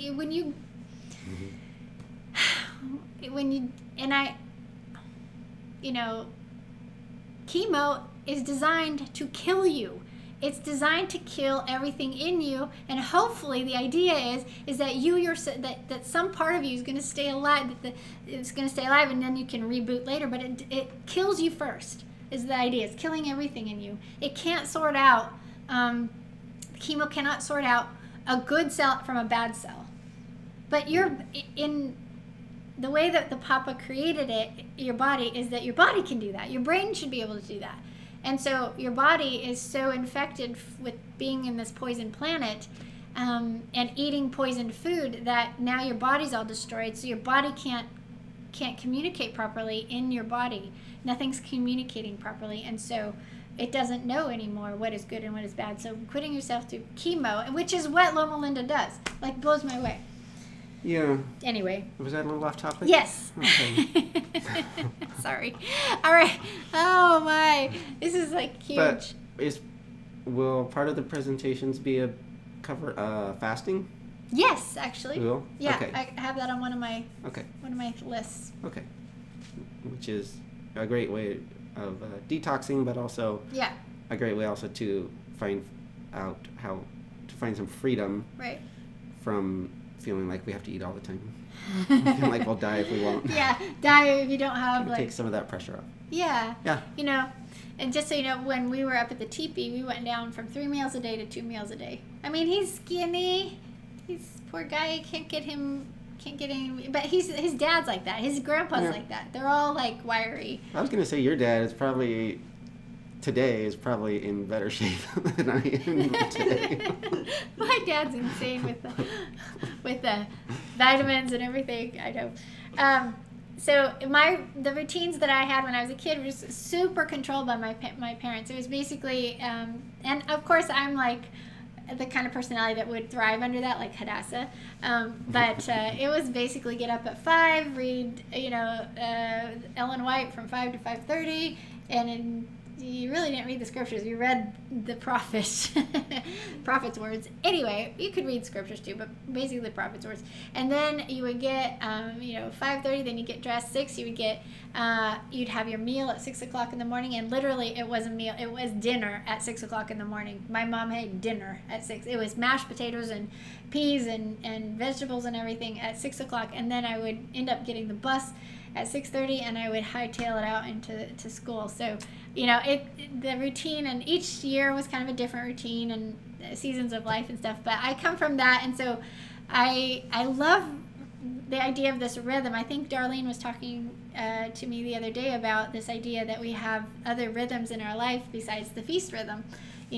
Feast rhythm where you have Shabbats and new moons and the annual feasts, those are fabulous. But your body needs a rhythm. It needs a wake and sleep. And eating is part of that, and water, fasting, and all that. It's this beautiful rhythm, and routines help with that rhythm. And if we refuse to have a routine, your body I don't think your body thrives without some sort of routine. Like with your trucking, you're trying to figure that out right now with sleeping. I mean, that's hard. But I think this last 2 weeks have been pretty good, learning, how to manage trucking and sleeping.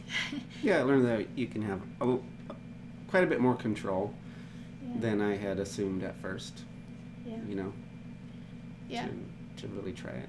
Yeah, so that he can be healthy. Okay, and also one of the things that I was going to mention from my childhood, one of the things that we did was,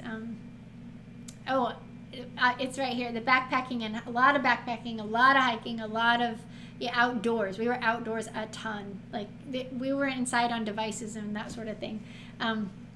We didn't have that. We didn't have computers. We didn't have any. We had phones that were connected to the wall. One of the things I want to mention that my dad and I would do when I was a kid is we would do week-long fasts of like just pineapple or watermelon. Or my dad was big into that, detoxing and cleansing the body with grapefruit would be another one. I cannot do that now. I don't think I have ever done that on my own. Or popcorn, he'd do that, like dry popcorn. We never had butter and salt with popcorn when we were a kid. It was always dry. Yeah. I know, right? Never fun. I know. Okay. It's cleansing, Okay, so, hey, look at there. Okay, so let's see. My top 10 health considerations on caring for Yah's temple. So this is Rebekah's top 10. Okay? Okay. My top 10 for caring. I know Isaac I wanted to talk to him about this show today. He goes, no, or talking about the subject. He goes, I just need to see the show. I'll just watch the show. Just watch the show. Okay, so this is the topic we're going to talk about today. Sunshine. Don't be afraid of it. No, don't be afraid of it. Clean, fresh air. Sleep. Number 4, nutritious food. Number 5, movement. Number 6, clean water. 7, DNA protection. That's a good way to put it.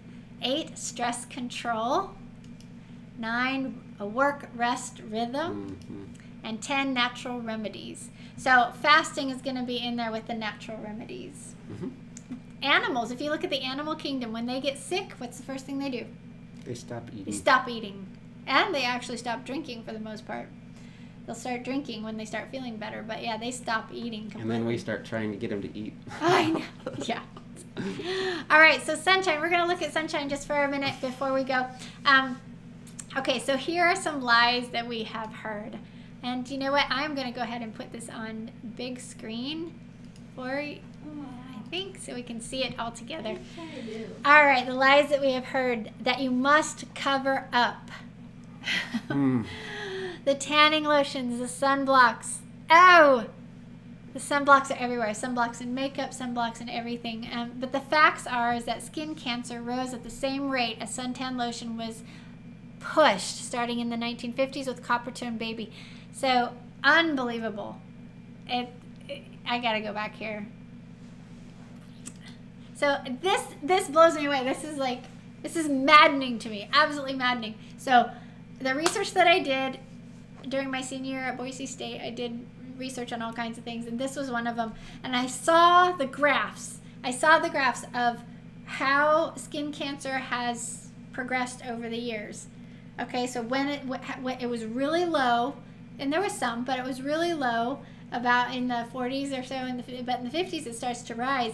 And I looked directly at when Coppertone came out, which was the first sunblock, basically, and how cancer rose at the same rate that the sunblock was sold. How popular that sunblock became, and how much they produced it, the rate of skin cancer rose at the same time.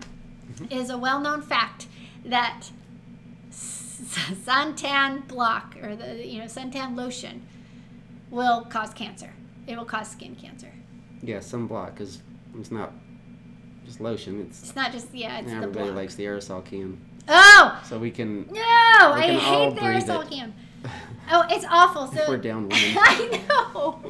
So we're out there on the beach and we're having a good time, and then somebody decides to spray their kids down the beach, and it comes wafting down here. So now we're inhaling it, and I'm like, I'm soft tissue. I get so mad. And you know what I want to do? I want to go over there to that parent. I want to slap him upside the head, and I want to say, have you not read the ingredients on this? Do you not know? Are you that dumb to not know that slathering your kid with sunblock and slathering them with the spray, not only is the spray harmful for everyone around you, but the sunblock it's almost guaranteeing that child is going to have skin cancer or some sort of cancer problem in the future. Unbelievable how we are, and this is part of the problem with absolutely everything. Right. Is we don't know what's going on. We think because it has a really, really pretty label, it looks all natural, it says all natural, it must be all natural, and it's such a pretty label. Well, people, I've been a part of the advertising industry, and I know very well that what they're doing is that they package poison in a label that you will buy. This is part of Hasatan's plan. Hello. So wake up. I absolutely hate this. So so sun is like, how would you say my relationship is with sunshine? Intimate. They're like going like this. Because I think I have a very active pursuit of the sun. I do. You need it. I need it. You recognize your need I do. for it. I do.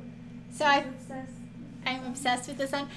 Well, it's like there's so much that the sun gives you. The sun gives you it's so good for I'm not a doctor or a scientist or anything like that. So I just know that it provides you with the hormones that you need. It provides you with vitamin D that you need. There's so many things that the sun does for you. And so I feel like a solar panel in the summer. I'm like, let's do the bikini because I've got to get all the skin I can to get some sun.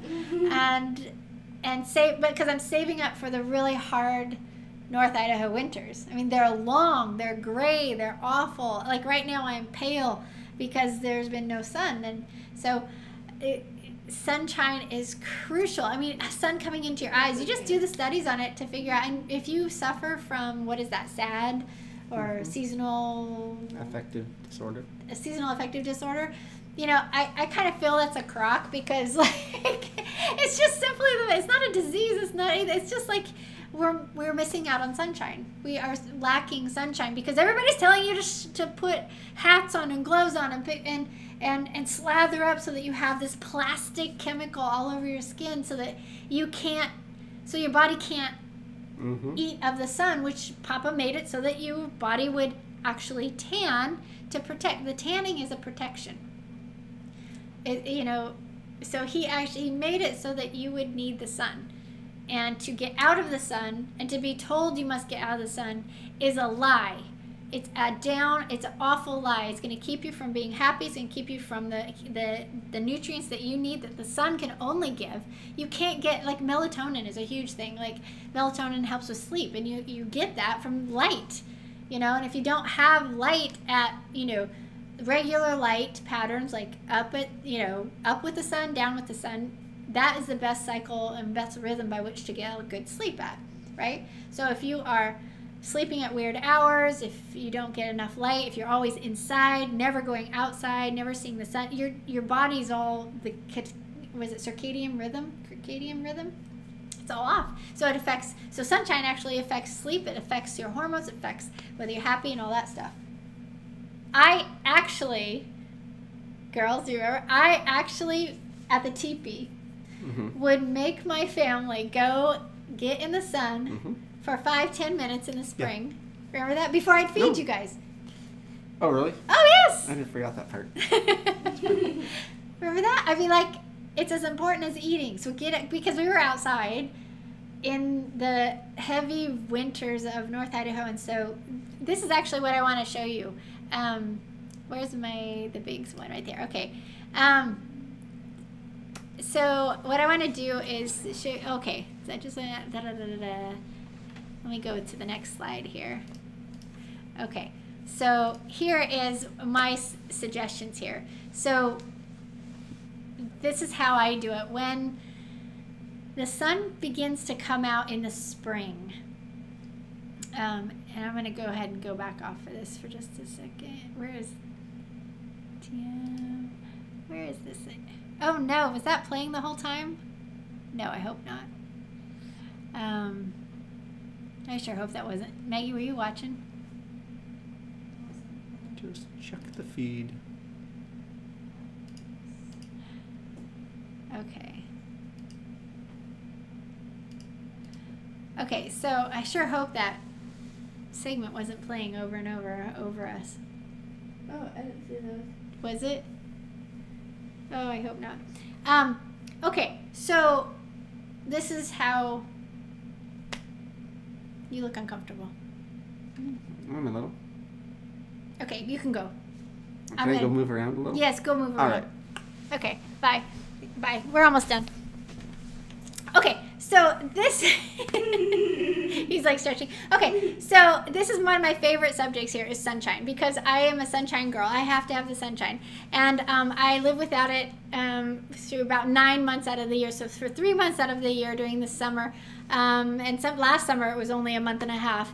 And weeks here and there, but throughout the year. But I am big into getting sunshine when sunshine is available. So in the spring, now listen to me and listen to me good. This is how you deal with sunshine, because it is dangerous. It can be dangerous if you burn. The point is to not burn. Okay, the point is to get your body to tan like Papa intended it to. So tanning is actually protection. So when you tan, it's protecting your body. So you want to tan, okay? You don't want to burn. So this is how I do it. In the spring, when the sun just starts coming out, when it's warm enough to go out and actually lay in the sun, which for us it's like 60, 65 degrees, I will go out, and I'm pretty fair-skinned. I've always been kind of fair-skinned, but I can get a nice tan.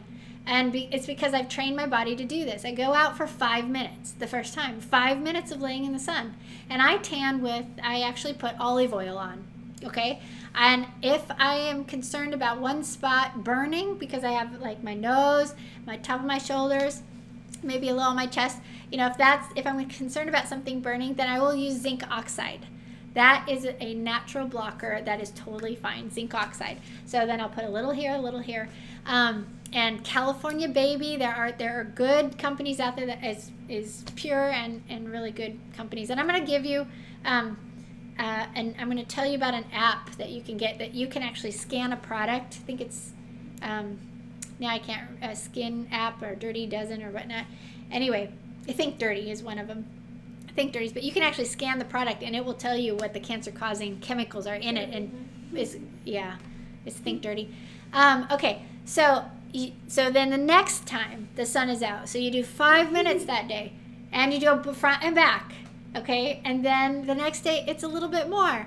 maybe 10, or maybe go a couple of days at 5, and then another day at 10, and then another day at 10, and a 15, and you're working your body up.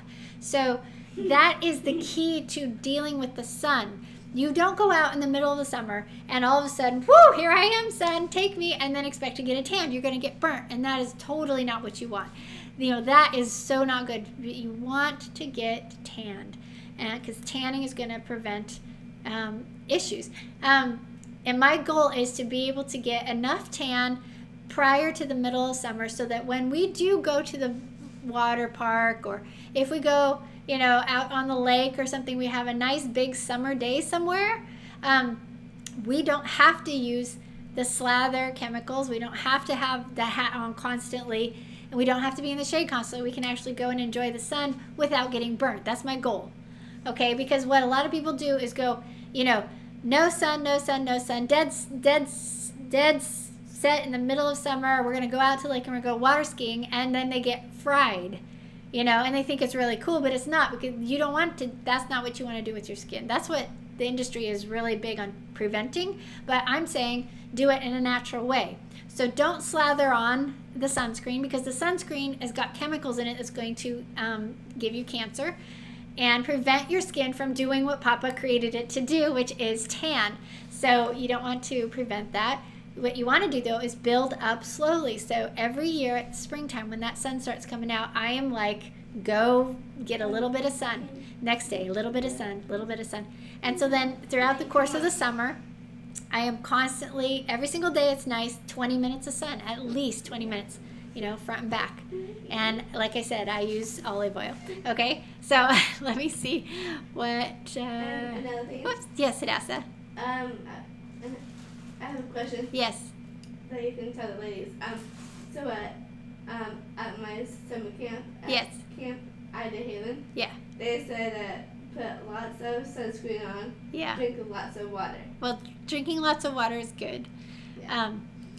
So, yes, drinking lots of water is good, and also, a hat if it gets too, too hot and too much sun, bright, sunshiny midday, I do wear hats, or I will get into the shade if I need to. But sunshine is so important. I am really obsessed with it because it makes me feel good. It makes me feel slender. It makes me feel happy. I feel good about myself. And I've got all those wonderful things that the sun does for your body. And I have been this way for a very long time. So I was a lifeguard out in the sun constantly. I did not treat my skin right when I was a lifeguard by any means, or my eyes. So anyway, there you go. That's all I wanted to chat about today. So I will let you go. We'll just play my next two segments here, and we'll come back and I'll bless you, and then we'll go. Feel a little scattered. I sure hope all that meant, I sure hope you understood what I was saying, and we'll go from here and we'll keep talking about this because it's super important, okay? All right. I like to close Shabbat with a small ceremony called Havdalah. Havdalah is division, dividing the holy day from the work days. It's important to somehow guard the edges of Shabbat.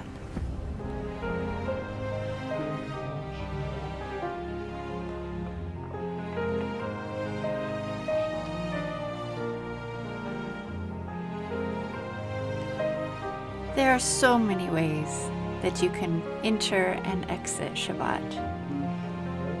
If you do it like our brother Judah does it, you'll need a Kiddush cup for talking about overflowing joy, a Havdalah candle to talk about when the two become one, spices for talking about how to be a fragrant aroma to the King. Whatever you do, separate Shabbat out. Teach your children how to do this, and do it beautifully.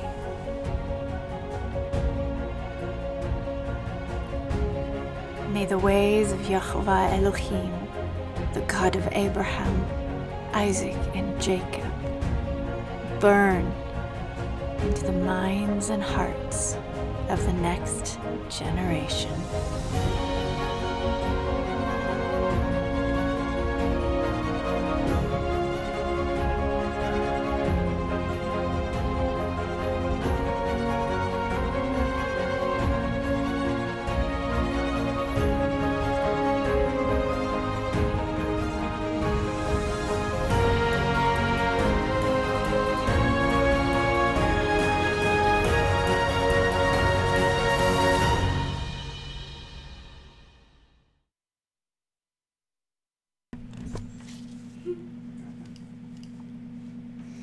Okay, so I'm going to leave you tonight with the blessing that Yeshua gave when he was with his disciples, when they were on their way up to the Garden of Gethsemane. He said, I have given them your word, and the world has hated them. I do not pray that you would take them out of the world, but that you would keep them from evil. Sanctify them through your truth. Your word is truth. I have declared your name, YHVH, to them, YHVH, so that the love with which you have loved me may be in them, and I in them. May they be one as we are one. It's all about what we eat. It's all about what is inside of us. So I hope that you have a wonderful week, Shabbat Tov, and I will see you next week for a continuation of talking about health and how it is the job of a Melchizedek priest to take care of the temple because we are image bearers and we are working for the king. Shalom. Your generous and faithful support is much needed in order for our ministry to thrive. If you have benefited from our work, then please become a patron today. Visit www.patreon.com/Rebekah Garvin to give your support.